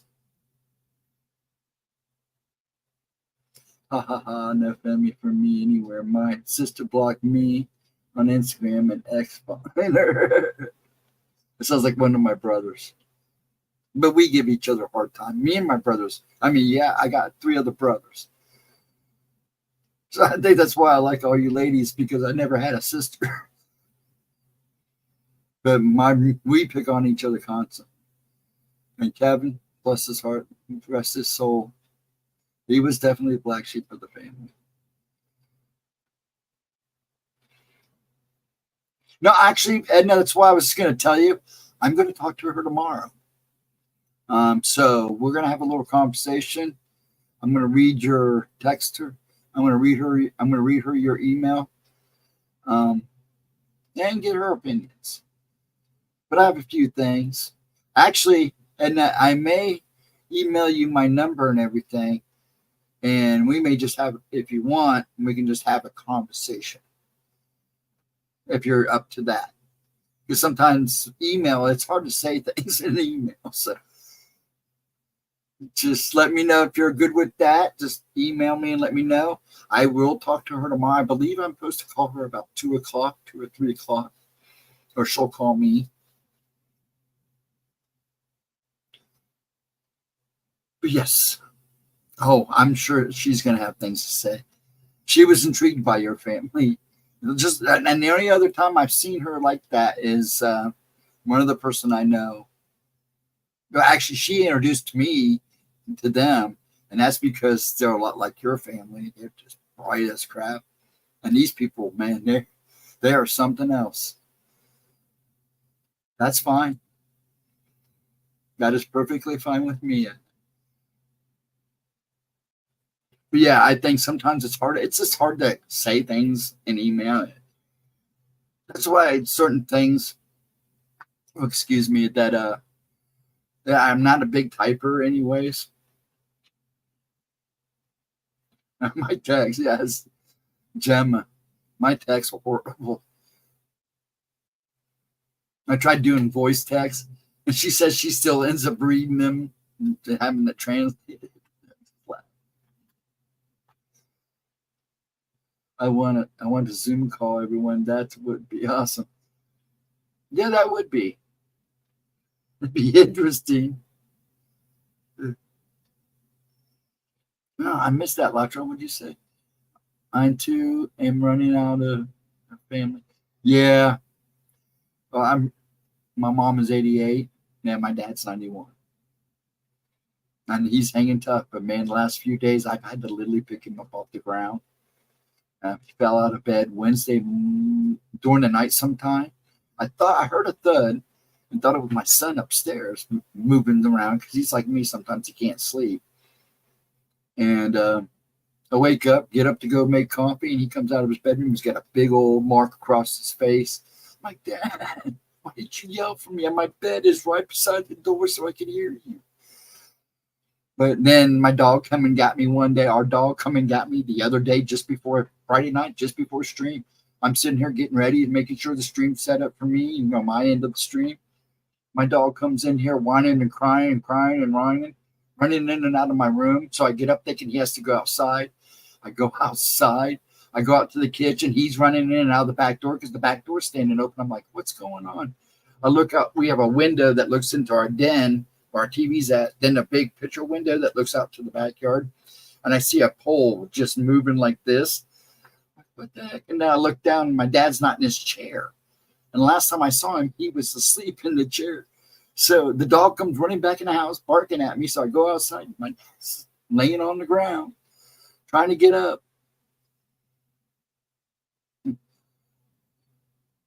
I didn't even know he snuck outside. Crazy old me. He's crazier than me. He just doesn't want to give up. Hey, you want to learn something? Watch some of these 90-year-old people. They don't give up. And believe me, after what they've seen their world come to, you figured they would want to. But they keep hanging tight.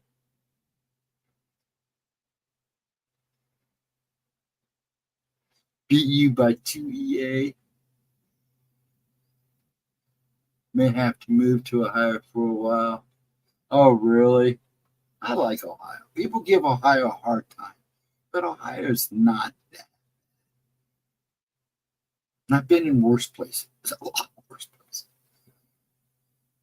I'm 67, Latra, and I started losing friends and loved ones. And early, yeah, I did too. A lot of my friends are gone. A lot of the friends that I was really close with are pretty much gone. And a group that I had two groups of friends. I had my work friends and my high school friends. And then some of those friends kind of intermingled with jobs. But a lot of my school friends are gone. Ohio is a beautiful state. Creepy as crap in some places. Some weird stuff goes on here. I don't deny that. And I know Ohio can be just as weird as Florida. And it can be. That's why I call Ohio a wonderfully weird place. Because it is. You know, sometimes the beautiful things from one, like we always know, beautiful things can also be the most dangerous. It's not the place it goes. It's the people. And you can find good and bad. But that's the truth, Ron. That is the truth. I agree with that. That's well said, actually. Are they eating the actually, it's not just happening here in Springfield and Ohio. It's happening everywhere. They just don't want to admit it. But yes, there is actual videos, there are actual things going on there. I'm only about an hour away. About an hour away from Springfield. I mean, I get on the highway, I'm boom right there. It's a straight shot. And yeah, it's not good there. And a lot of the trouble is too, there's a lot of people driving around without license. It's never driven a car before. It's just horrible. And it's a lot of these small towns. And like I said, it's not just happening there. It's happening in a lot of states in this country and all over this world. We need to move further up in the hills. Yes, I'm about ready for that. I told Dad, if I don't get my camper, now I won't live in the camper. I would do a lot of traveling. I wouldn't be home very much. So I'd have to find like an apartment, a cheap apartment. My daughter told me I'd come live with her when I'm not out running around.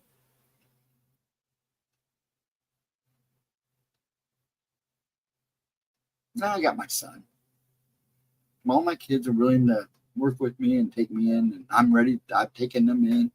Tina's taken them in. So it all works out.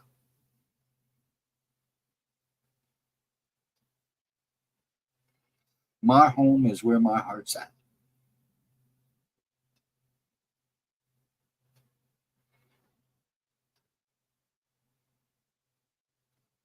Yeah, see, and that's the thing here. Worthington used to be a quiet little suburb. Not anymore.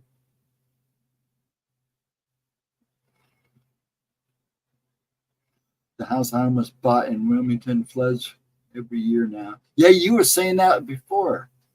Yeah, it's amazing. Sometimes you get lucky on not purchasing that place you really want, and then you find out, oh my gosh, I'm so glad I don't live there now.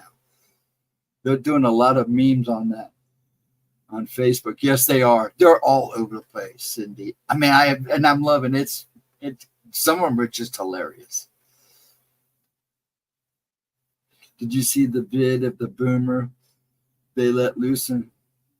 Oh, I know. Now, I don't want to get too political here, Latro, but yeah, you can bring up news. Just as long as we don't get into subject, because Gemma don't like that, and it does kill the algorithm. And her, because of the style of videos and stuff, the category she's in. But yeah, it's going to get crazy, dude. And this is just the beginning. It is just the beginning. So everybody, you better hold on to your butts, because it's going to get way worse before it even gets better. And when you think it's going to get better, it's not. Because there are things that has to be done. And unfortunately, it's going to happen. My husband signed the paper. Yeah, I remember you said that you didn't sign the something stopped you. Maybe that intuition, that little gift you had, was working a little overtime that day, Edna, and said, "Don't do it." And it's good to listen to your gut. Out of a James Bond movie, yeah.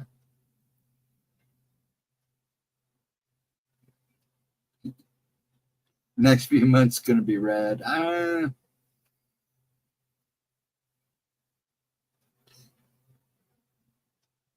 I try to make my life rad, but it's always work on the house, take care of Dad, run around. Someday I'll get my rad life back. I'm not really worried about it right now. Actually, other than the craziness, and even the craziest, I don't mind. I'm happy. I'm safe. I can eat. I can go from point A to point B. My kids are safe. My friends are safe. Most of them are safe. Yes, there are a few of them like Tammy that I worry about. But I'm good. I mean, I can't complain. Even though we still do. I still do. You know, I've probably seen, and I'm still seeing stuff. It hasn't slowed down. It hasn't picked up, but it has picked up a little bit. Like I went to the store today, and 3 people had something very dark fall in them. And you don't know what to do. I stand there and I watch this, and it's like I want to say something, but I know it doesn't do no good. And one of the people I saw today, I don't know what was hanging on them, and they did not look happy. They looked miserable. And I wanted so bad to say something because whatever was hanging on them was really dark. It was really dark. Not like dark, dangerous, just depressing. You can tell it was holding them down. It was not pretty. Those are the ones I really hate because those are the ones that are the hardest to get rid of.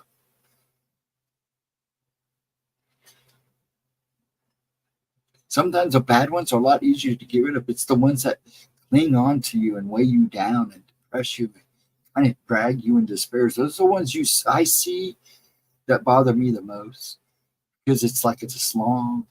You know that thing has been with that person for a long time. Thank God I don't see what you see, Ghost. It makes it hard some days. It really does. But after years and years and years, ever since being a kid, and then all the other craziness I've seen, I've accepted it. Sometimes I'm a little numb to it, but like this today, seeing that particular one, because like I said, those are the ones that really bother me the most because I know that it's been with them for a very long time. I mean, that just oozes depression and just devastation and slow death. Pardon my mouth, but that's what it feels like. It's just, those are the ones I worry about. The bad, evil ones, sometimes they're the easiest ones to shake away from a person. But those ones that cling on and drag you down, those are the ones I don't like seeing because I know that person's been suffering for so long. And I don't know how to approach them. I have asked God many a times, how do I talk to these people to help them? Am I supposed to help them? You see black creatures. I see all types. I've seen good stuff too. What does the tall gray things mean? Those I've never really figured out. Sometimes I get a bad vibe from them. Sometimes I don't. But they're not from here, and they've never been human. I believe they are a dimensional being. What they are, why they are, I have no idea. But I've seen them a number of times. I've also seen them around in the hospital. So I don't know what they are. I don't know if they're angels, if they're watchers, observers. Your guess is about as good as mine. And like I said, sometimes I've gotten really bad vibes from them. Sometimes nothing. Other times really good, gentle, caring vibes. Now, see, I felt no vibe, no good or evil. I've seen those, but I've also felt good and I've also felt bad with them. So I'm figuring the ones that you don't get anything from, maybe the observers. Um, I still try to figure it out because, like I said, those are one of the three. I tell you, I see spirits, then I see what I call demon, angelic. Those are like the things that hang on people, that kind of like demons. In fact, they basically are in a sense. Or I've seen the angels too that hang on to people and help people. And then the third ones, there are like 3 or 4 different type of these shadows that I see. Some gray. I've seen it's like a smoky yellow that I can't figure out that follows people. And there's a bunch of those that I just can't figure out. But the first 2, I can usually pick up right off the bat what they are, what they're doing. You had an NDR experience? Ron, I've had 5 of them. 2 before I got married, 3 after I got divorced. 1 not too long ago, about a year ago. I was taking an experimental drug for Tourette's and for my issues. And my body said, nope. And they found me slumped over in this chair. The last thing then I experienced and then it's pretty much the same for me. Sometimes I end up in a place I go to when I a lucid dream or astral project. I go to a valley that I've created. I don't go wandering around in the astral field. I go to a place of silence and peace, and I commune. But a lot of times I hear a voice, no, it's not your time. Last time this was an accident. This wasn't supposed to happen, Steve. You got things to do. You need to go back. They hit me with the pads. I feel a flash. But yeah, twice on an operating table. Once sick. 3 of them in the hospital. 2 of them were on operating tables. 1 was sick. 1 was a car accident, and the 5th one was not too long. They don't last long. I think the longest I was past was like 3 minutes. I had to go back and look because I always get them screwed up. The longest now was the last one. They said I was dead for 3.5 minutes. That's nothing. I know people that have been supposedly gone longer than that, but it felt like eternity for me. There's been times a couple of those times on the table, it was like I was having a complete conversation with what I was with.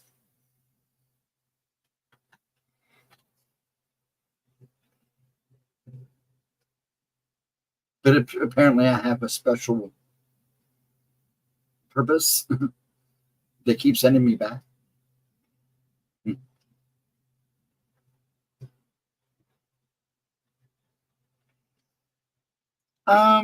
Actually, that's a good question.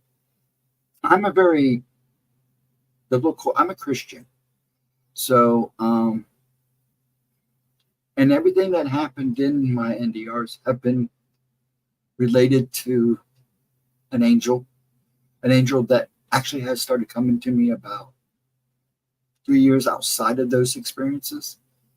I think everybody's different, but I think if you listen to most stories, they're all pretty much the same. There's a bright light. There's usually somebody they know waiting for them or somebody more angelic. But as for what I think happens, I think in my case, I know a couple of those times I've wandered off my path. See, Ron, there's a story that Gemma tells about when I was 12. I was cut into a cemetery. Something went through me, turned my hair white. Believe it or not, my whole head at the age of 12 looked as white as this. Turned my hair white. But when it passed through me, it said, At the time, I wanted to be a preacher. And it says and then when it passed through me, I got cold, then I got real warm, and it said, Stephen, I have a different path for you. And my life changed that day. So I believe it depends on who you are. Every time, like I said, actually probably 3 of those times was it telling me that I was off my path and I needed to get back on my path. And it was there to help me get back on my path. At least that's what it is for me. The theories is, I think it's just, I don't think there's theories. I think that for everybody it's different because of what they believe or what they see in life.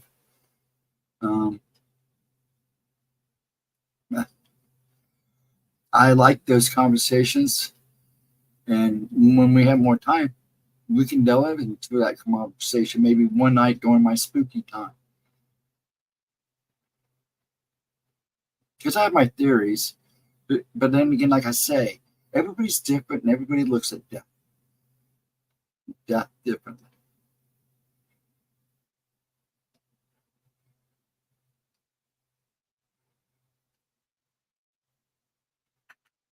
I'm gabbing. I'm not really paying. It's hard for me to read chat. It's when I'm by myself, it's hard to do all this. It did with me, Cindy. It kind of tilted his head into the left, questioning kind of look. Like he could not believe I was seeing him.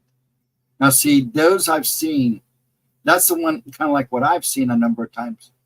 But we've discussed that. Usually what you're seeing is something that belongs to somebody else. And yes, sometimes they see you, sometimes they don't. He may have saw you. And if you've seen him again, that means that either that person's around or somebody else has got the same kind of problem. Because when I see those things and see them out of the corner of my eyes, and then I get a good glimpse at them, straight-eyed, and they tilt their head or kind of, it's always to me, especially when it's at a distance, they're not there for me. They're not really too worried about me. Whatever they are, they're concentrating on something else. They're just acknowledging, if they see you and let you know, they're just acknowledging the fact that they see you and maybe you should be seeing them. But nothing, I don't think they can really, I've never had anything happen to me. So I don't think you have anything to worry about. And they shouldn't be able to bother. Those things can't bother you anyways. You have the control. So don't ever let anything like that show you it has control, because it doesn't. You have all the control. I'm jerking again. Why am I jerking again? I guess I'm going to have to leave YouTube again. Here, let me try something here. There we go. But then again, like I said, everybody has different theories on that. There we go, much better.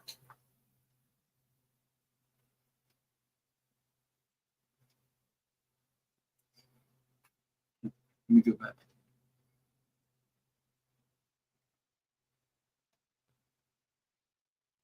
Trying to catch up on you guys. Like he couldn't believe he was seeing me. It actually is actually going on. It's not what we think. Oh, there's a lot of things that's going on around us that's not what we think. You know what? I'm tired of getting on. There it goes. As soon as I get rid of it, but it makes me all bright. I'm going to do this. Hold on. Darken up my screen a little bit. Stop. There we go. Thank you. This keeps my green screen. Okay.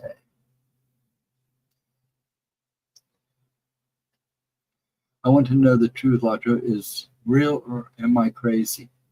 I don't think you're crazy. They're real.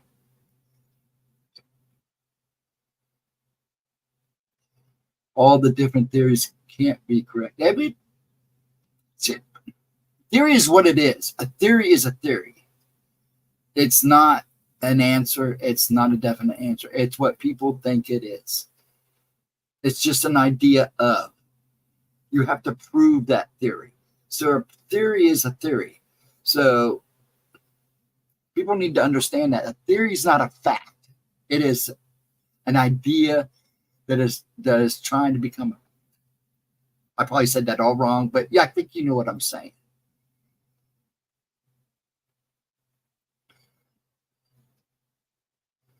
Now, there might be theories out there that could be correct, but they have to be proven. I hope you get what I'm saying. I'm getting tired. Poor Pammy kind of got to me.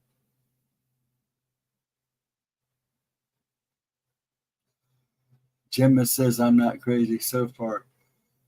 And you're not crazy, Edna. I see weird stuff, honey. Believe me, you're not crazy. And I know there's people out there that have seen weirder stuff than I have. And the problem is I see it almost every other day. Every time I walk out of this house. I saw a neighbor 2 days ago. Brand new neighbor, just moved in around the corner. Lo and behold, that person walking their dog down the street, and something was following it. But I think that was a relative. It felt like a relative. It was definitely a human spirit.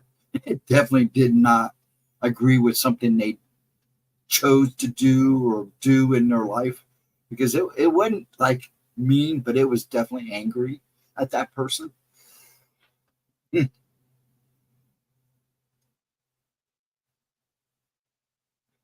Yeah, I'd go with that.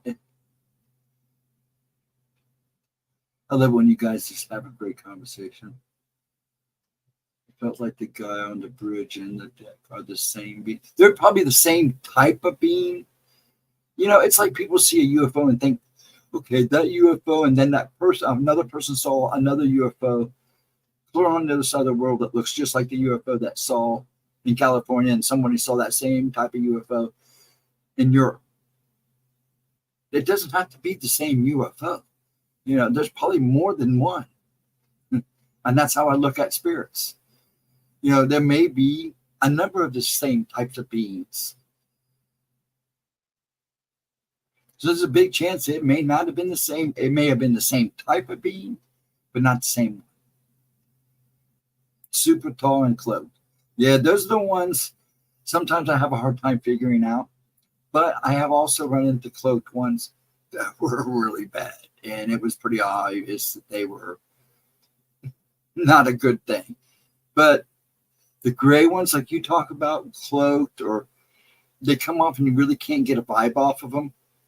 I'm thinking they're either some kind of watcher, or they're like a guardian, or they come to retrieve someone, or to get ready to retrieve someone, or give a warning, like messengers.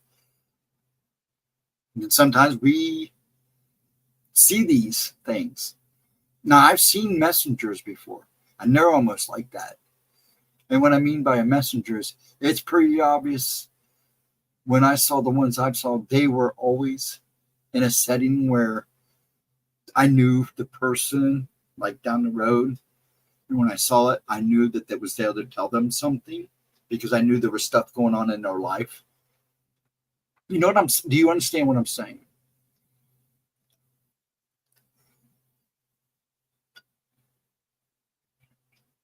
That's right, Ron. It's just people's opinion and perspective. It's not fact.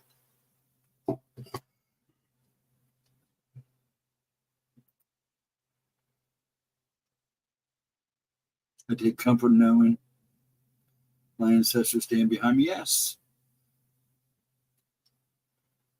All I know for sure is if you do good, good things happen.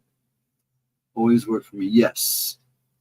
It's the same thing I always said for years. What goes around comes around. When you do good things come around. When you do bad things come around. It's kind of like karma.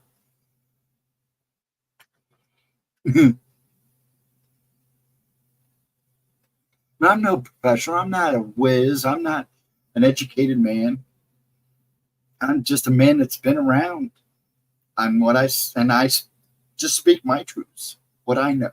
I mean, I don't expect anybody to believe half the stuff I say. And believe me, I've seen some pretty crazy stuff that I even talked about yet. Then I know people, when I told, would have looked at me and like, you're nuts. You need to be put away.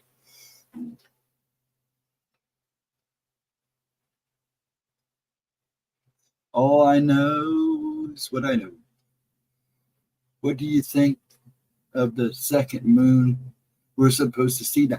Now, the second moon we're supposed to see is actually an asteroid. It's probably a good size asteroid, but I do believe we have dual suns. Oh, hi, Lukum Spookum. How you doing? Long time. I'm good. I hope you are too. Wow, that was wait, hello.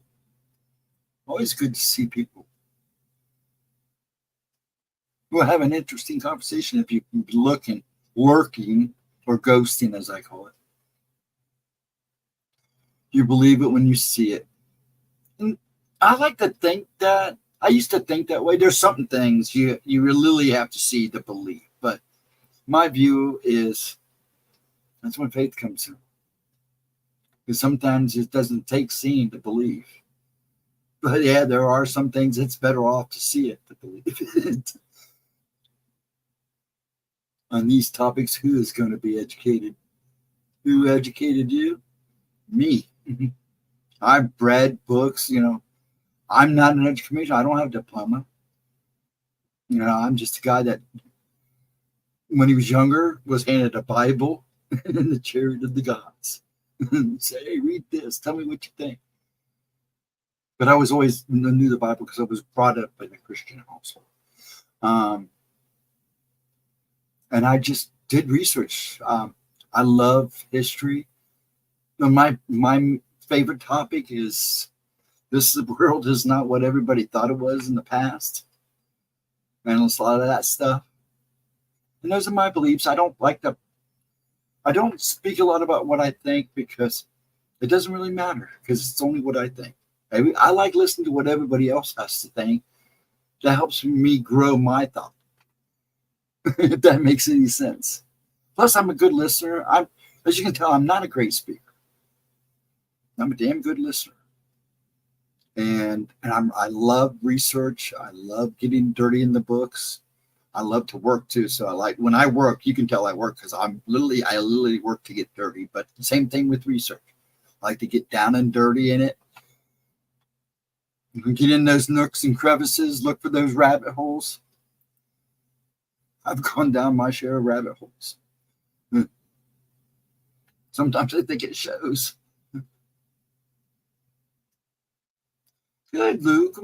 I'm glad things have been good for you. It's awesome. Yeah, she gets brighter every day, like a lot of these people in here. So bright about blind you.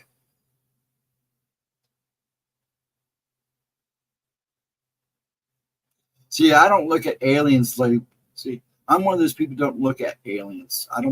It's not I don't believe in aliens. To me, aliens are something else. And that's when we go back to not everything is as you think it is. But that's my own personal opinion. Yeah, I love the research. I did after I got divorced and went through my little, what am I going to do now? But actually, I wasn't really like that. I just got on with my life. But when they made me stop working, when they made me quit, it was doctor said enough is enough. I went back to doing research because I loved doing it as a kid. And I got involved with the people that do telegraph channels and YouTube channels. There's some people I've done research for on here. And I did that for years, making good money on the side. But I retired last year because I have so much going on here. It was just getting hard to do it. And I like streaming for Gemma, and if I get bored, somebody will call and say, hey, could you check into this for me? And I still do it, make a little cash on the side, but not like I was doing. I'm a guy that gathers information and likes to hand it off because, like I said, I'm not a great speaker. I do these for fun and to help Gemma keep kind of a flow going on her channel. And I've gotten kind of used to these now. I have a lot of fun with you folks. Even on good nights, bad nights, it's always something. And I always leave here with a smile on my face and a full heart. even on the slow nights.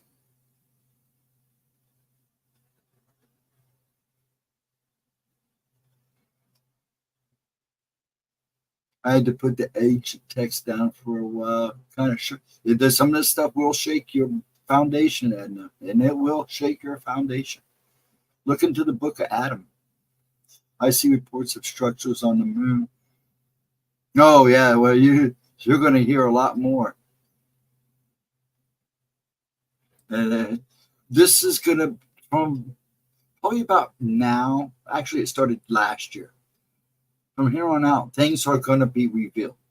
May not be revealed in the way a lot of people would like to see it be revealed, but things are being revealed. Slowly and surely, the veil is lifting. It's been thinning. People don't like to say the veil is thinning, but it does thin. So you kind of see through it, but now it's lifting and things are starting to slip through. Our answers are starting to come in slowly. I think a lot of answers, people are not going to be what they thought they were. But that's my opinion again. But things are starting to go down. I never trusted the government when it comes to that stuff because they have a whole nother agenda. If you want to believe, and I'm sure a lot of you believe that.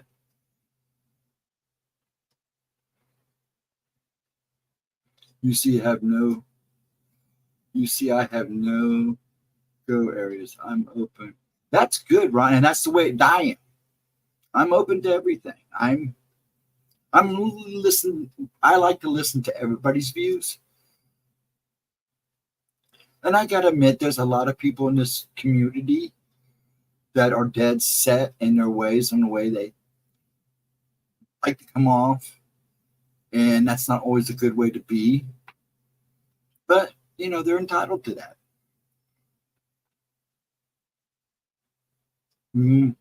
Whereas every government has that program, right? Yeah, and knows everybody's business when it comes to governments.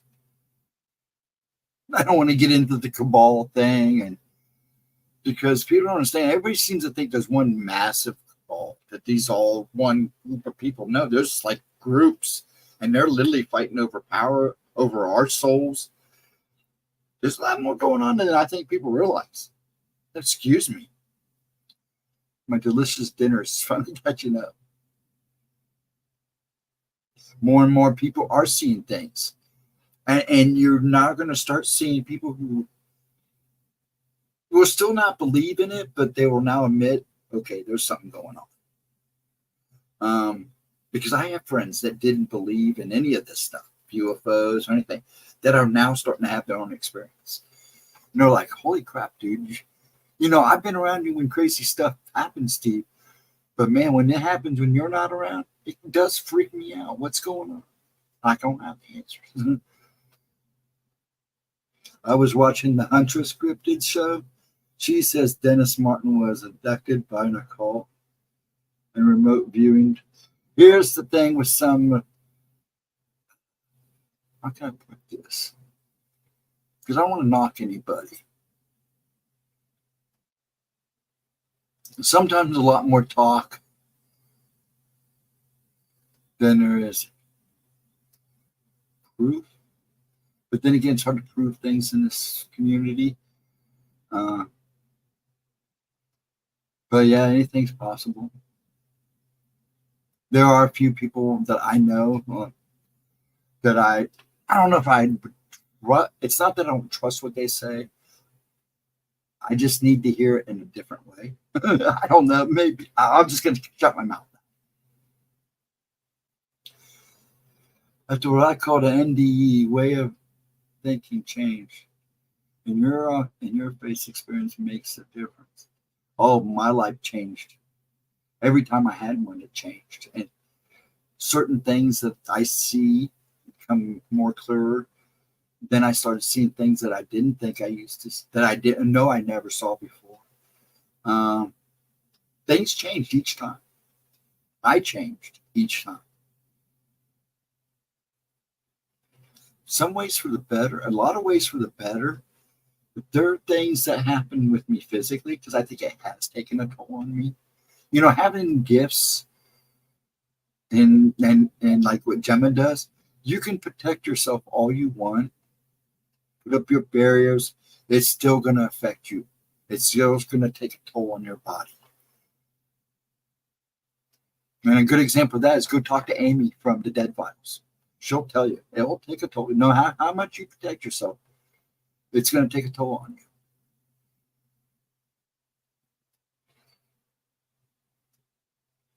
Yeah, and Bigfoot and cryptic believers, just because people are now seeing stuff.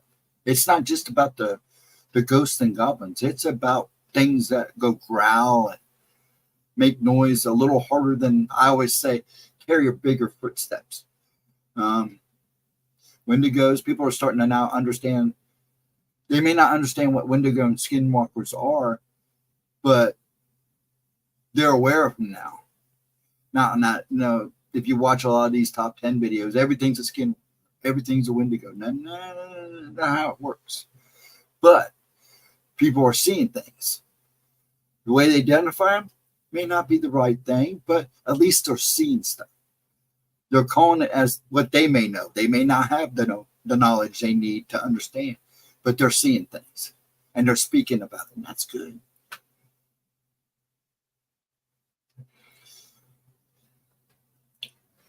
You see ghosts? I do watch and love her channel. I see the things that follow people, Ron. Ever since I was young. Now, I've seen ghosts. I've seen cryptids. I've seen some weird stuff outside. But my main part of my life has been seeing the things that follow people. For some reason, since I was young, I see the things that attach themselves to other people. Sometimes I see a lot of times in real life when I go to the store, and it's been like that all my life. Then I see the other things too. Weird stuff does tend to happen around me in certain environments. I have seen my share of ghosts outside of what's following people. I also see a black-eyed kid in the hospital a lot, quite a bit now. In fact, I see him more and more every time I go. And I follow him, and I can never catch him. I can never get him on film, but he's a black-eyed kid that wears a pair of overalls and a red and white striped shirt. He's probably about 12, 13. I'd say about 12 to 14 years old.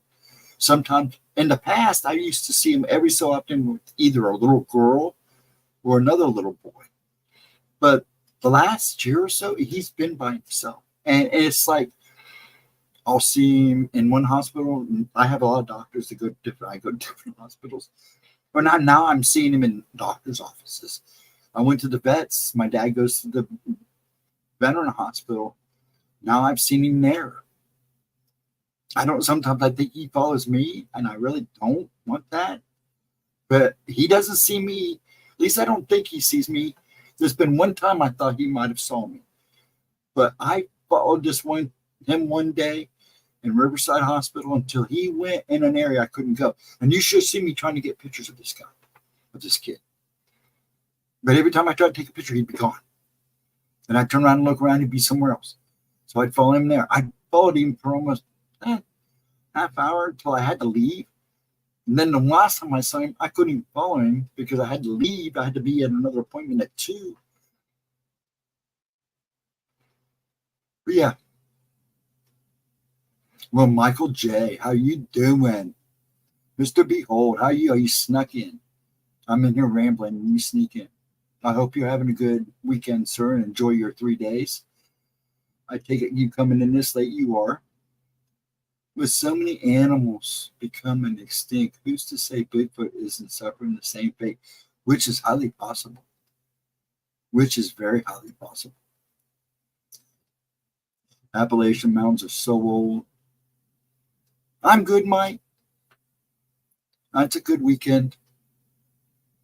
Tomorrow's my day. I got to do a few things. I might have to do some touch up in the morning on some work I did, but I'm going to pretty much chill tomorrow and just kind of relax. It's my son's birthday. He's not going to be home, so he's going to be gone golfing all day. So we did his birthday dinner tonight. I'm feeling pretty good, Mike. Yes, the Appalachian Mountains, the Rockies, all the mountains are very Anything could be there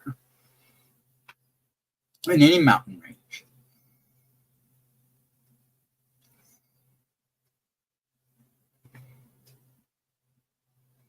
Yeah, it's weird because you'll see some species die off and or almost become extinct, and another species grow in population.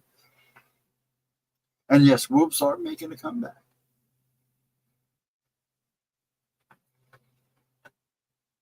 Just thought, but Bigfoot could be man corrupted,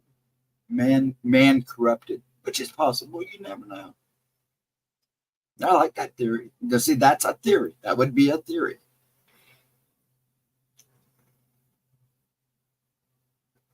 Oh yeah, we're still going. What time is it? I haven't even looked at it. It's 2:30. Oh my gosh. It's been a while since I went to sleep. I'm going to sleep in tomorrow anyways. I had a hard night last night. I had all kinds of issues after stream last night. My body just did not want to cooperate. I finally fell asleep about 8 o'clock this morning, slept to about 9:30. My legs and my tremors were just horrible. The rocking was the worst it's been in a long time. I think I'm a little stressed because I have a lot of things on my mind. My dad's one of them. We're about to lose the red wolf. Yeah. And they're talking about using the CRISPR and genetically bringing back some of these species. And I don't know how wise that is, I would understand if it was a species that we personally as a human race caused the downfall of. You could probably say a lot about that now, especially, but I don't know if that's a good idea. My son's birthday is on the 30th. He'll be 40. Yeah, my son turns 31 tomorrow, and I just turned 61 last Sunday. And my dad just turned 91. Isn't that a trip? It's like 91, 61, 31. It's weird. But happy birthday to him. On the 30th. It's a Monday.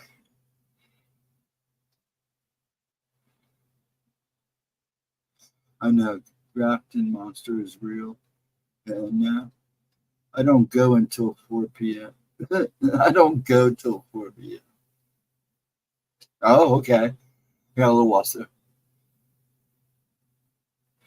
This storm blowing by. Oh my God, I felt like my body was being crushed.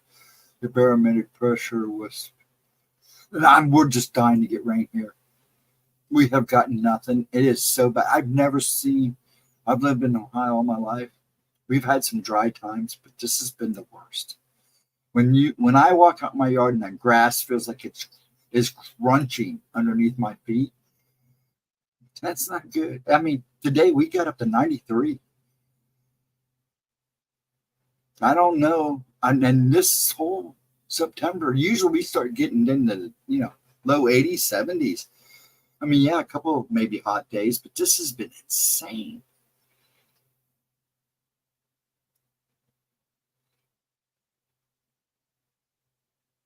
To bring back a species, you have to bring back their food sources as well. Yep. They are even tampering with DNA. You guys heard about. Yes. And adrenochrome. That's they'll tell you that's a conspiracy, but it's not. It's not. It's a very real thing. 30-year gap. Yeah, isn't that wild? I told Dad, Dad, that's pretty ironic that, we're 3 guys in this house. It's literally 3 different generations with a 30-year gap. Happy birthday to all. I'm only 32. You're only 32, Ron? You talk like an older gentleman. You must be really open. And I find that people who are really open to everything, often, especially if they're younger, often speak or come off as an older person. That's a good thing. It's 39 degrees there. God, I wish it was 39 degrees here. Right now it is. I didn't really get to say hi to Chris. So Chris, if you're still, Jarvis, if you're still listening, hey man, I love you. I hope you're doing good. It's 62 here. Yeah, everybody is tired of the weather. It's crazy, man. Yeah, it would be nice to be that cold. Actually, Edna, there's places out west that are getting snow right now. I think Colorado and some of the mountains in Colorado right now are actually getting snow. Born in 1991. Man, you're just a pup.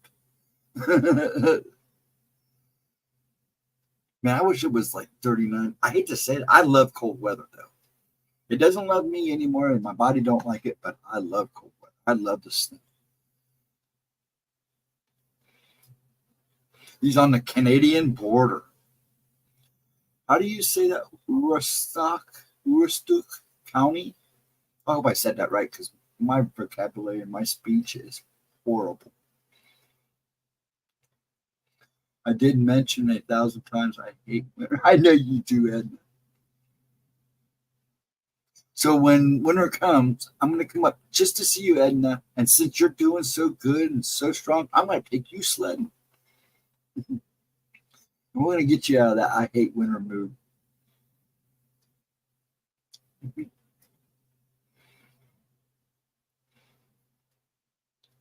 So I was trying to tell my dad I was going to take him sledding. He's like, no, I'm 91 years old. You ain't pushing me down no damn hill.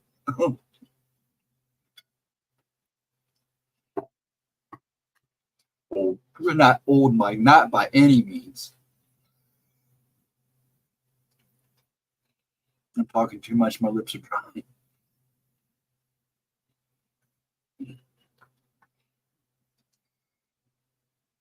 We had ice and snow come through with the storm today. Did you really, Cindy? Wow. You're kind of up there in the elevations, aren't you? That wouldn't have bothered me one bit. Winter keeps you young, and isn't it the truth, Ron? Come to the Caribou for snowmobiles. There you go. Go have fun, snowmobile. I used to ski, skate. I love sledding. Now I hate winter. It's because your body hates it now. My body gets the same way. Mike, you're not an old goat. He's a young puppy. You know when I call you old? You're old when you're in your 80s. That's when I call you old. Me and Edna, we're not old. We're just hitting our prime. We're in what we're called prime wine phase.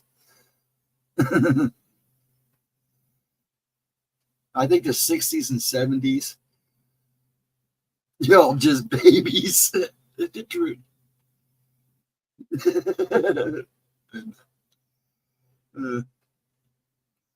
52 years, Mike. Like I said, you're just a pup.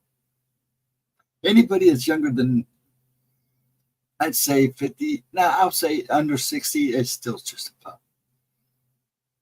Even when I was in the 50s, I still didn't consider myself wise and a man yet. I still don't. My dad, he's 91. He's a man. Then again, you have to be a man to live that long. Well, I wouldn't say, you know what I mean. You got to be tough enough to live that long. I give him credit, man. Some days you can tell he just wants it to, it's just done.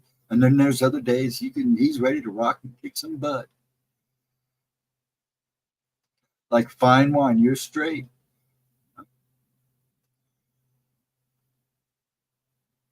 Some lady said, I'm like champagne. I go, nah, I don't want that many bubbles. I'm already gassy enough as it is. 60s, 70s were awesome. Yeah, I remember the last bit of the 60s because I was pretty young. But the 70s and the 80s, I had a blast. Like I still having a blast. Even in my worst days, I have a honest. I make the most of it. At least the cool weather is breathable through. People still tell me I look like I'm in my. You do look good, Edna, for your age. You should be happy with that. If it probably wasn't this, but I got too many scars on my chin and stuff from all the surgery, so that's why I wear it. That and it's kind of become a part of me. I got kind of chunky in the face over the years. If you see the one picture, my graduation picture, she likes to use as a thumbnail once in a while.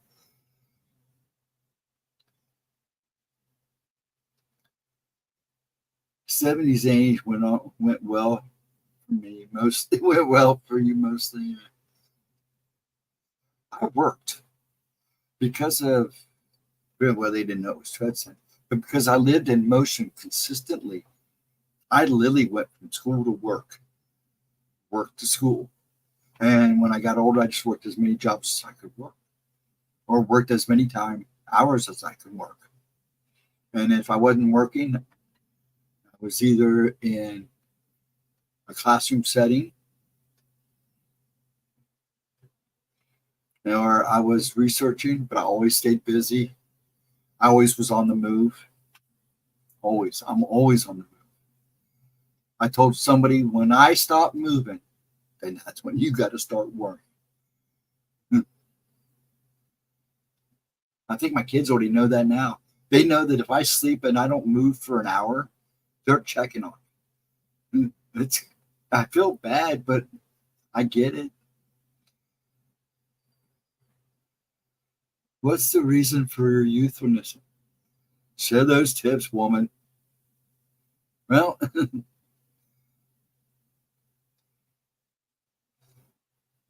yeah, I want to know, Edna, what is your tip? I learned something new. Run your tongue over your front teeth and they will flat. And they flat, or do they have a curve? Curve?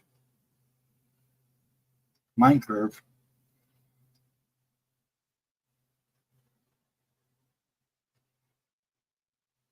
Well, what's that supposed to mean? That's right. I went to see a palm reader. I won't tell you what she said. Actually, I was pretty impressed.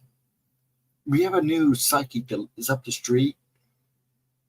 So I went in one day, paid $40. She read my palm. She gave me a reading. I was kind of impressed. She looked at me. I sat down and she goes, I don't know if I want to read you. I go, why? Then I smiled and I go, do I look like something that's trouble? She goes, no, there's something special about you. She goes, I don't know if I want to know about it, but she read it. She was like, holy crap. She kept saying, oh my gosh. Oh my gosh. Someday I'll tell you what she told me. And that was just last week.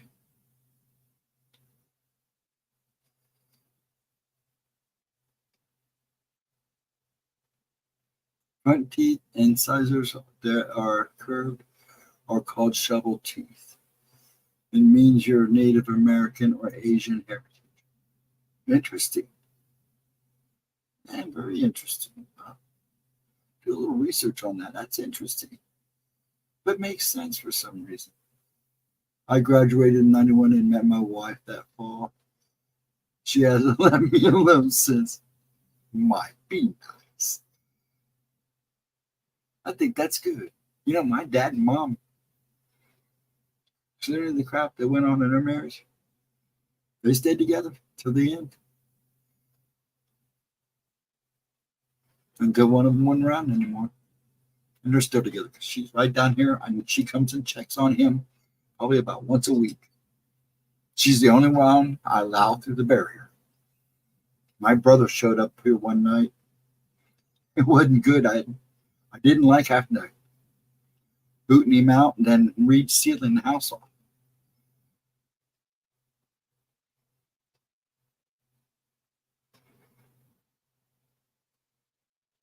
What's the reason for successful marriage?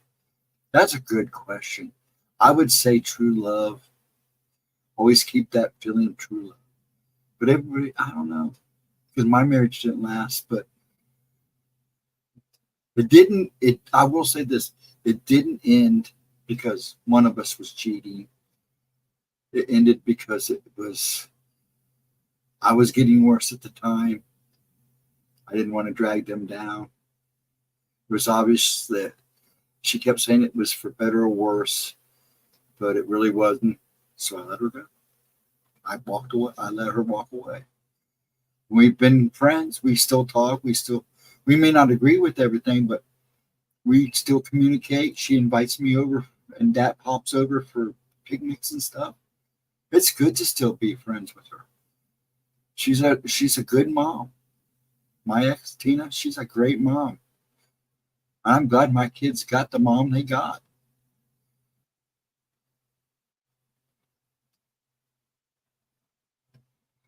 You have to look it up. I'm going to. I will have to check that out. That's interesting, and I've never heard that.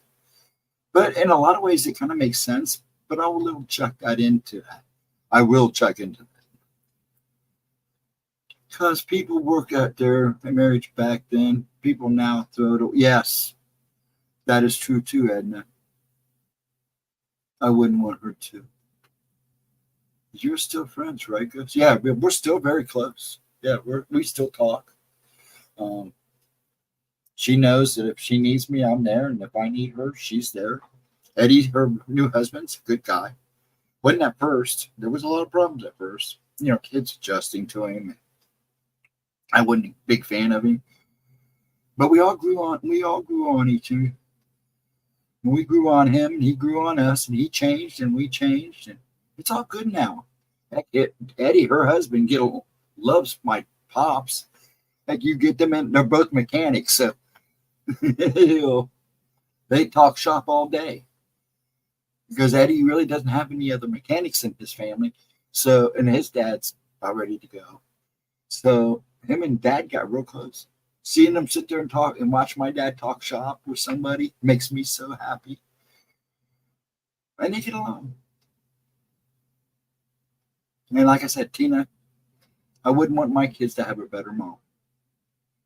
That woman, when I got bad, and I wasn't sure what direction my health was going to go, even in divorce, she picked up the slack. Now, the divorce wasn't pretty, but it ended on a good note. And then there was a couple of years silence between us, which is only to be expected. And then we started talking and learning that we still need each other. The kids need us. And I'm babbling. People get upset, but there's no need to hit. Wait, what I miss? What I miss? Love changes through the years. Yes, it does. Yes, it does. Friends, the most important thing. Yes, especially if you have kids involved. My relationships are one of us acted like an idiot and laid the blame. Close no cigar. I've seen relationships like that too. And I think it isn't. Is it nagging or fighting? That definitely no hitting women. Hitting's never good. We're never hitting each other. It's never good. Because actually, I had a friend. His wife beat him, and you wouldn't take it from this guy because he was a pretty good guy, size guy. But he would never hit a woman, and she knew that, and she took full advantage of it. And it really started getting to him up here. We're talking about something me and two other guys didn't want to intervene in, but we had to finally intervene. And he's good now, and she's off somewhere else causing trouble. He's better off now. In fact, he's doing really good. So it does go both ways. Ego sometimes get in the way. Yes, it does. People get upset, but there's no need to. No, there's not. My view on hitting and violence is there was always a time. There will be a time for violence in everybody's life. That's like your bully, if you have a bully. You can only turn the cheek so many times, and it's good to do that. And it's good to be the better man and walk away. But there are times that you're going to have to face that, and you may not win it, or you may win it, but you're going to have to face it. I always tell them, if I'm not going to win, you're going down with me. But yeah, I mean, sometimes you got to take that foot and take your stance. But violence is never really an answer. Violence begets violence. But sometimes violence, that's the same thing as sometimes fire does stop fire.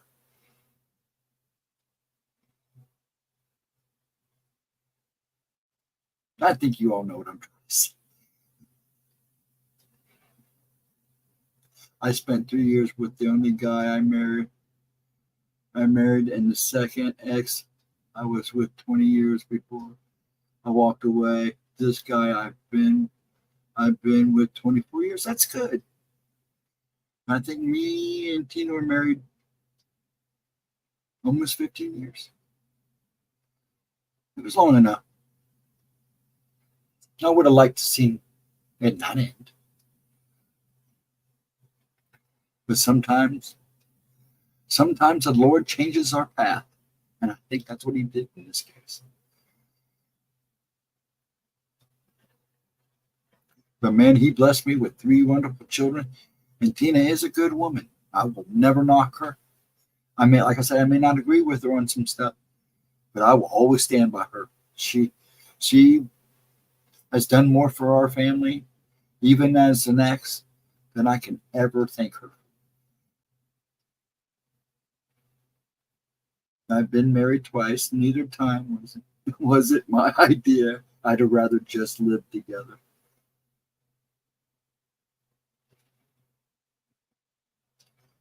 I grew up in that environment. Mom, dad arguing. Oh man, I'm sorry, Ron. I know. See, I didn't. I've seen my mom and dad fight, but it was usually about his sports and how to, we've done something wrong, or mom, you know the story. Well, most of you do. I left my upper middle class home at 13 because of violence. So this is why I say I can't complain. My life was easy, other than my physical being and the things I see as growing up and stuff. I had a mom and dad that cared. I had 3 other brothers. Yeah, I was the one they never really bothered. They never really bothered me because I could pretty much do anything I wanted because I was always the responsible one. But at the same time, they did worry because I lived in motion. They watched me break cribs when I was a baby because I wouldn't stop rocking in my sleep. They went through a lot with me physically. But yeah, I can't complain. I grew up in a home. My mom and dad are still together. And I watched all my friends, majority of my friends, get their families divorced and craziness. Yeah. So I kind of feel blessed a lot of ways.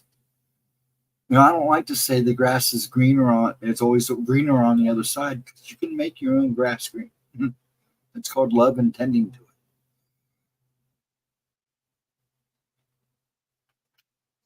I don't know. Now I feel like I'm just babbling. Oh, Ron. Yeah, and sometimes you have to do that because I know situations like that. We can't be hitting each other. It's never good. You got a thunderstorm coming? We're not supposed to get it. We may get rain Monday and Tuesday. We have now been almost a month, maybe even longer, without any rain. And it's dry here. I mean, there's not even humidity anymore. It's just a real dry heat. You go outside now, my lips instantly dry out. Even the dog is so dry, he's acting like the heater's on. Yeah, it started as a thunderstorm here too. Are you both getting rain? It must be coming up the coast. I graduated, took some college courses, got my work. See, I graduated. I went through work programs through most of my high school years. Went to school half a day and worked a half a day. But I graduated. I went I started to go to college later in life, but the company that laid me off, so I decided to go to school. That company come back and goes, well, we can teach you what you're going to go to school there, so come back and work for us. So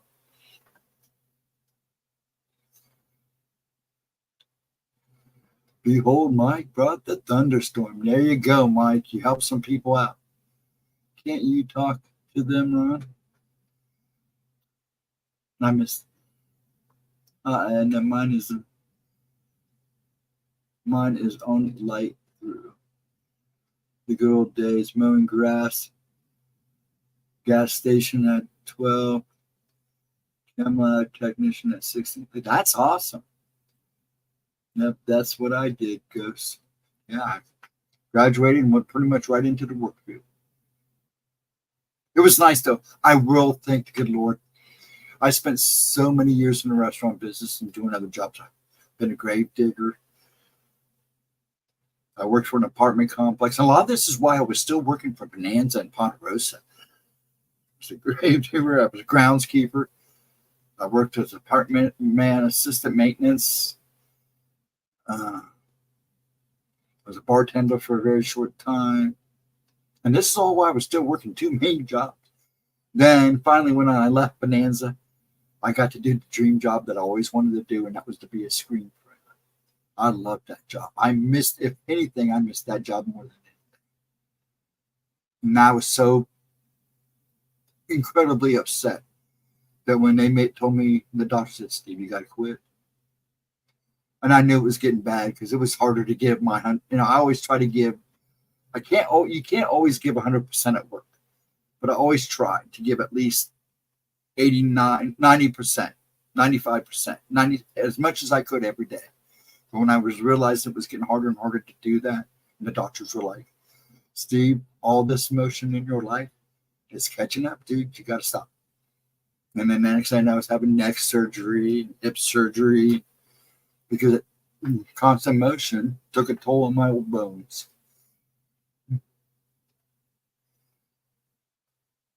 I pulled my plant yesterday. You did? Yeah, a lot of people are right now. Even my son came home with son from my ex's husband. Russo. I'm like, what the heck? We're legal now. I got some family I like to. No, they're no longer a part of my life. Worked at NASA in the 70s, and I say I began my career as working my way down ever since. I do have shamanic brain still. You should get one. I probably might think about it because I'm telling you what, dude, it's dry here. I mean, I've seen Ohio dry. This is probably the worst. We're so dry. We're actually, if you look at the drought, we're in the red. I don't think I've ever seen Ohio in that deep, dark red. And it's bad. I mean, I've never seen it like this. And to be 90 at the almost end of September, no, a couple 90 days, a couple hot days, like we call them Indian summers here. When you get in the fall, get a couple nice burst days of what we call burst of warm air. But we've only had a couple days of like 60s degree weather, and that was, I mean, literally a couple of days. It's basically has stayed in the 80s and 90s here.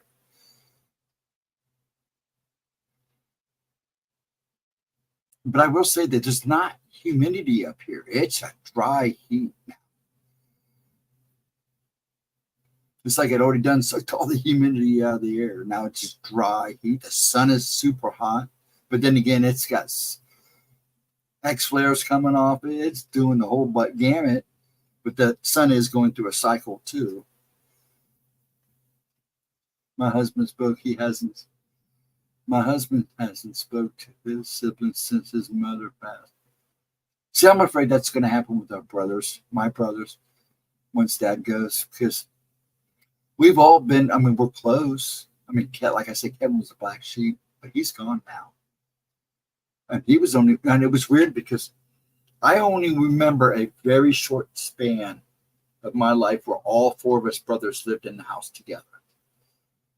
Once Kevin started getting to walking age, my two oldest brothers were done, moved on.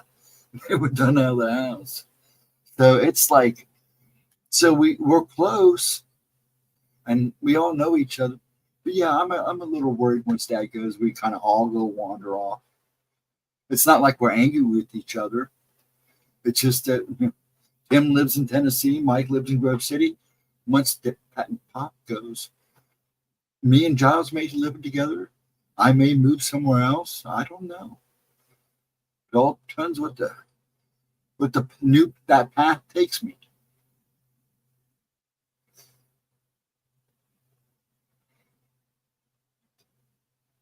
I sold the high temp. Yeah, Edna had a pretty good job.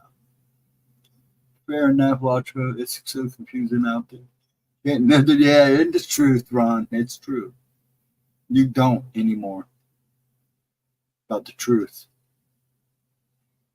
What about this fake sun they're talking?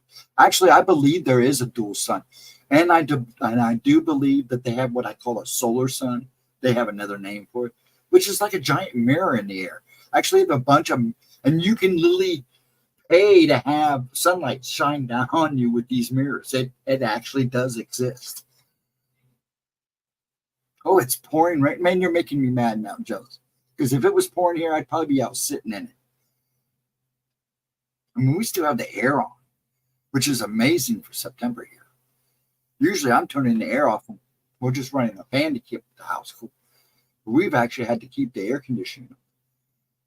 My older sister doesn't like me talking about Bigfoot. Yeah, you're going to have that. Now, see, my brothers get a kick out of it because we were all raised in that paranormal Christian. I mean, even though my mom and dad were Christians, we weren't, they weren't afraid to talk about my dad was big into UFOs. He still said, if I disappear, they come and got me. But yeah, I have a brother. I have one brother that just doesn't believe. And he always laughs at me and jokes at me. I always tell him, your time's coming. You're going to have that one experience. Because everybody's starting to have them now. And it's going to wake your ass up.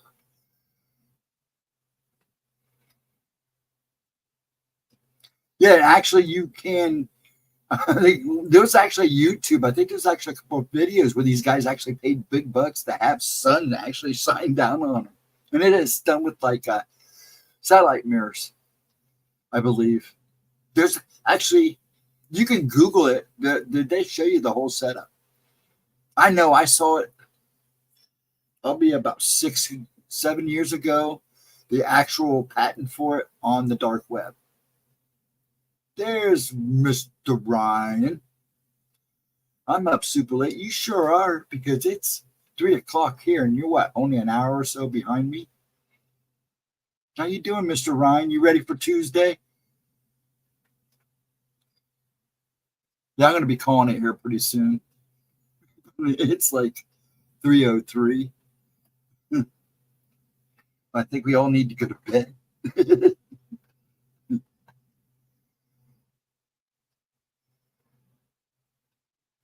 What you doing, Mr. Ryan? You eating Cheetos and peanut butter M&Ms in the dark again?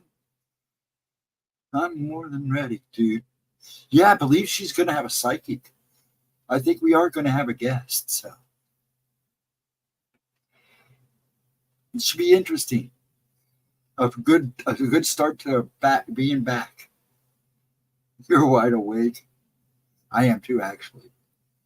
And I almost had a cup of coffee earlier. And I was like, nah, I don't need a cup of coffee.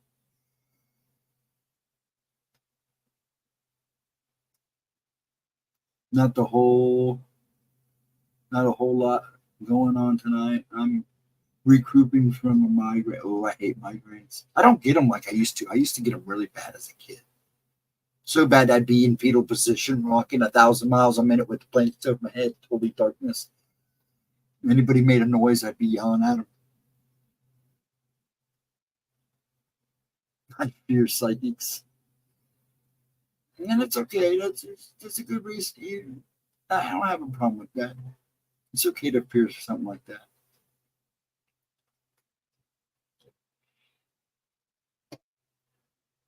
You came in late, or yeah. In this case, Mike, I guess you really don't come in late here. Unless like last Wednesday, I felt bad for Edna and Vixen because they came in and I was getting off.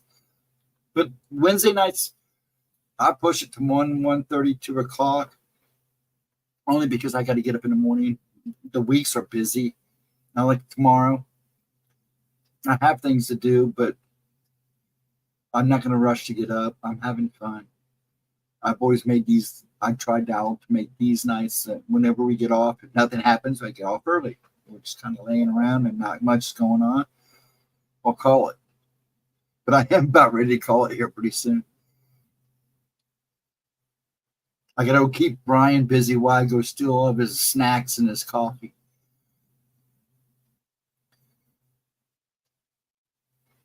I recorded with my buddy Kenny this week. We're talking about Nehit Valley. Oh, that would be cool. Make sure you post that, dude. And if it's on after Tuesday, make sure you put it in chat Tuesday so people can come check it out. You all woke me up late. I was surprised to see you in here so early.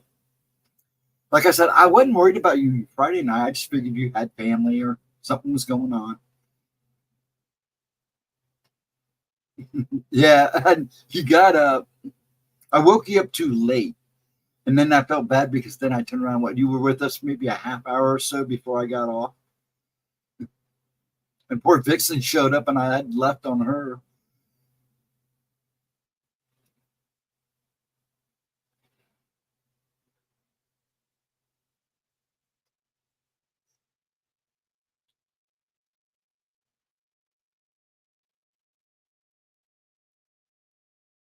Where you go live. Yeah, he's an Arizona man. You're hanging out with those skinwalkers up in those crazy mountains, sharing Cheetos and peanut butter M&Ms and Reese's with them. Drink 1 cup of beet juice and put a cold compress on the base of your skull, Cindy, and stay hydrated. I promise that will help you. Yeah, it does work. And I swear by beet juice. That stuff's good stuff. I'm not gonna have to get more so my dad can start doing it too. You can also get gummies now and stuff.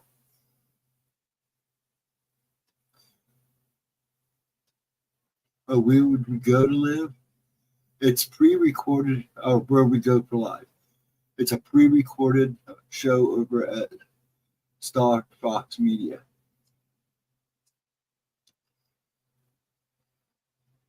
Yeah, make sure you post that, Ryan, when it's up, when it airs. That way we can send some people over. All these folks can go check it out. You know how I feel about the Nehit Valley. I'll probably go check it out.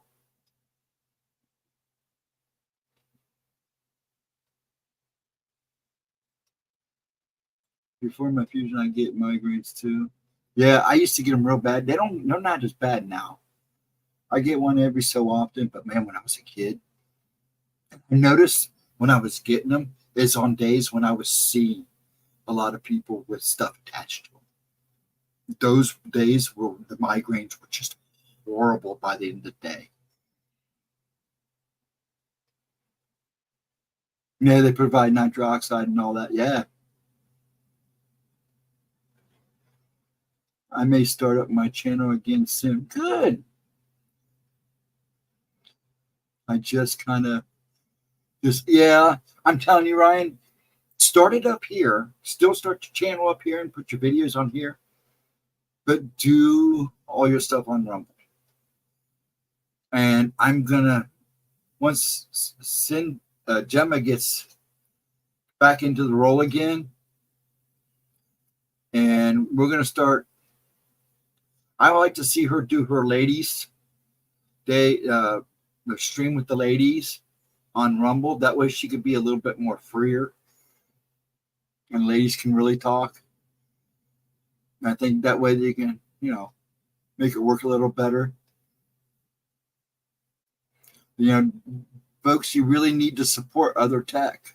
and other media sites, because places like Rumble, I mean YouTube and Facebook and other ones, well, basically Facebook and YouTube, they're good. And now that we get closer to the elections, free speech is going to be tight.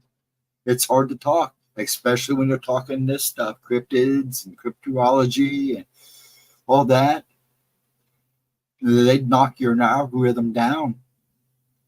And, there's people that they're not even being talked about that literally just get banned for nothing now.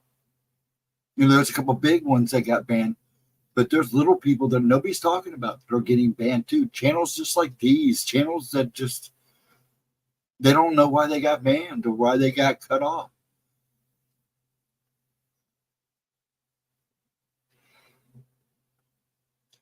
We should talk about differences between cryptozoology and creepypasta. Yeah, because a lot of people do.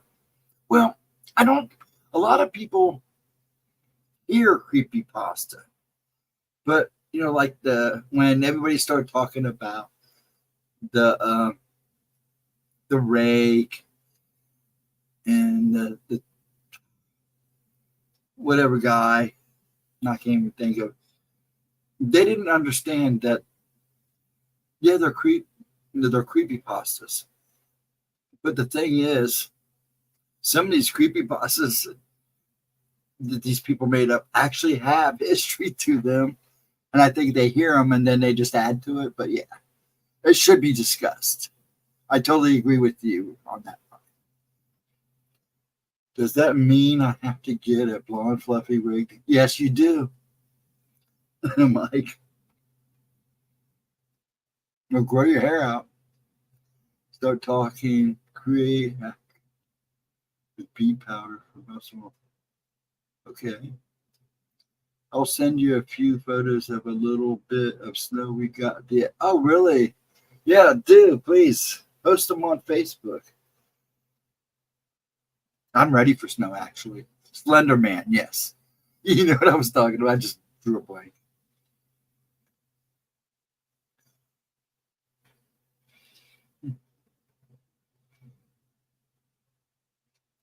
What we put in our oldies is so important. In our oldies. What we put in our oldies. I was going to say something. I'm not going there. Spandex, though. I have to draw the line there. Oh my God.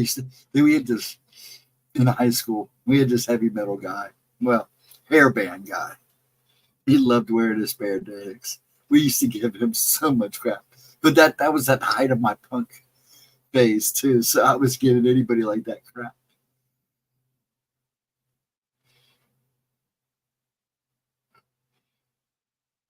Mike isn't. I'm going to write.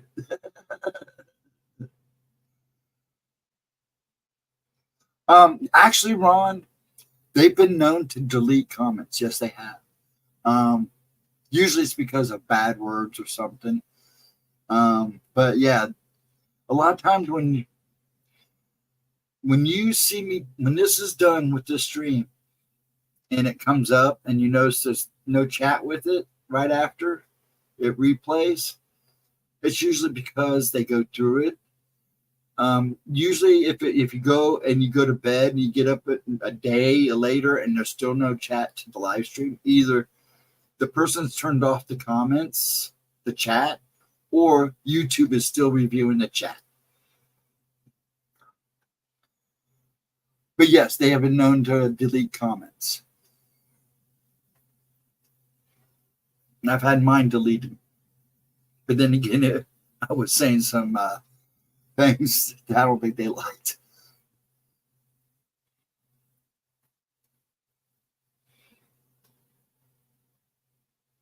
I was asking about the channel.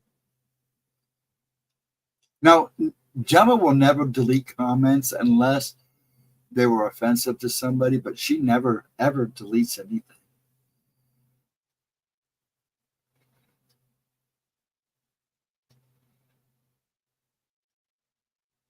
Now you guys are going to get in this conversation. I'm going to have to go on you. I'm starting to ramble, which is a good thing because that means I'm actually getting tired.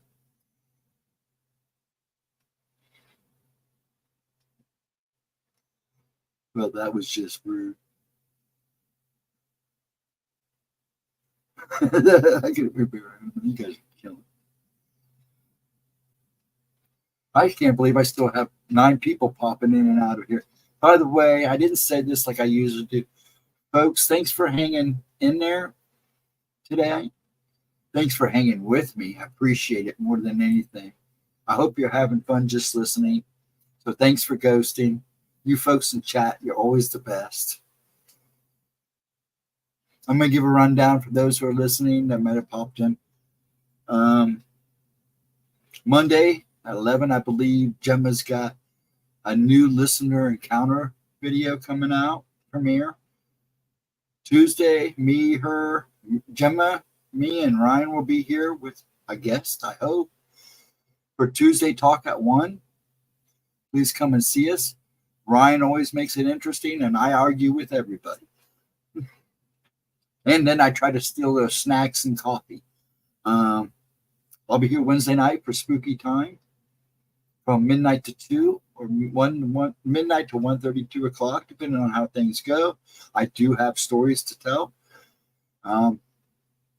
Thursday night, Pixie's off this Thursday, so no Pixie. So a free night for everybody. Then Friday night, Gemma and me for Oracles. I just sit in the background. I try not to talk too much anymore because I just drive her nuts. So, but it is her favorite night, and I do love being there with her. And then Saturday night, meeting Gemma's replays. Hopefully, it goes better than it did tonight. I couldn't believe I was not getting any sound. Now I gotta go check stuff. At least we got one to work. And that's about it. And then it starts all over again. Yes, I think I am going to call it a night because it is 3:17. I had a good time. I probably could have gone a little bit longer, but I need to get up out of this chair, go to the bathroom, run around the house a few times, check the windows and doors. Gemma needs to unfriend that creep that made the comment on your birthday post. I think she did, didn't she? I just ignored it. It was pretty rude. I mean, he was talking about her, and it kind of pissed me off. But unfortunately, that's the way this stuff is. I don't even think I could delete it. I think Gemma has to do it because it was her post. But yeah, I wouldn't. And it's not the first time we've seen that, Cindy Lee. It's not the first. There's like a bunch of guys that come on and do that to her all the time. He's going to check under the bed for gremlins. I don't check under the bed for gremlins. Gremlins are my friends. They like dragons. I'll just send them to your house anyways. They can pick on you and your poopy dog. Your puppy dog. No, they'd leave your puppy dog alone. I'd tell them to leave the puppy dog alone and just pick on you. Actually, I'd tell them to steal all your snacks and your coffee and bring them to me and make sure they leave just doggy bones for your dog and dog food. See, I'm rambling. I'm tired. But yes, everybody have a wonderful night. Yes, I think I am going to go ahead and call it because I am rambling. My eyeballs are getting tired too. Ryan, I will see you Tuesday. Need me, buddy? I'll be around tomorrow, so give me a yell. Laugh rude. I love you all. Thank you, everybody, for hanging out with me through the night. After I sign off here, I try to give myself a little break, and then I leave a little message and comments. So please make sure you leave a comment. Make sure you hit that like button. I ain't afraid of no ghost or ghost dragon. I know you're not, but Ryan is. He just won't say it. Have a wonderful night, folks. Much love to you all. Be safe out there. Have a good Sunday. I'll see you folks that show up for the premiere on Monday at 11. And if I don't see you then, I'll see you Tuesday. Ryan, give me a yell anytime, my man. That goes for anybody that has me in Facebook. Don't be afraid to yell. I love you all. Be safe. I shall see you on the flip side. Have a wonderful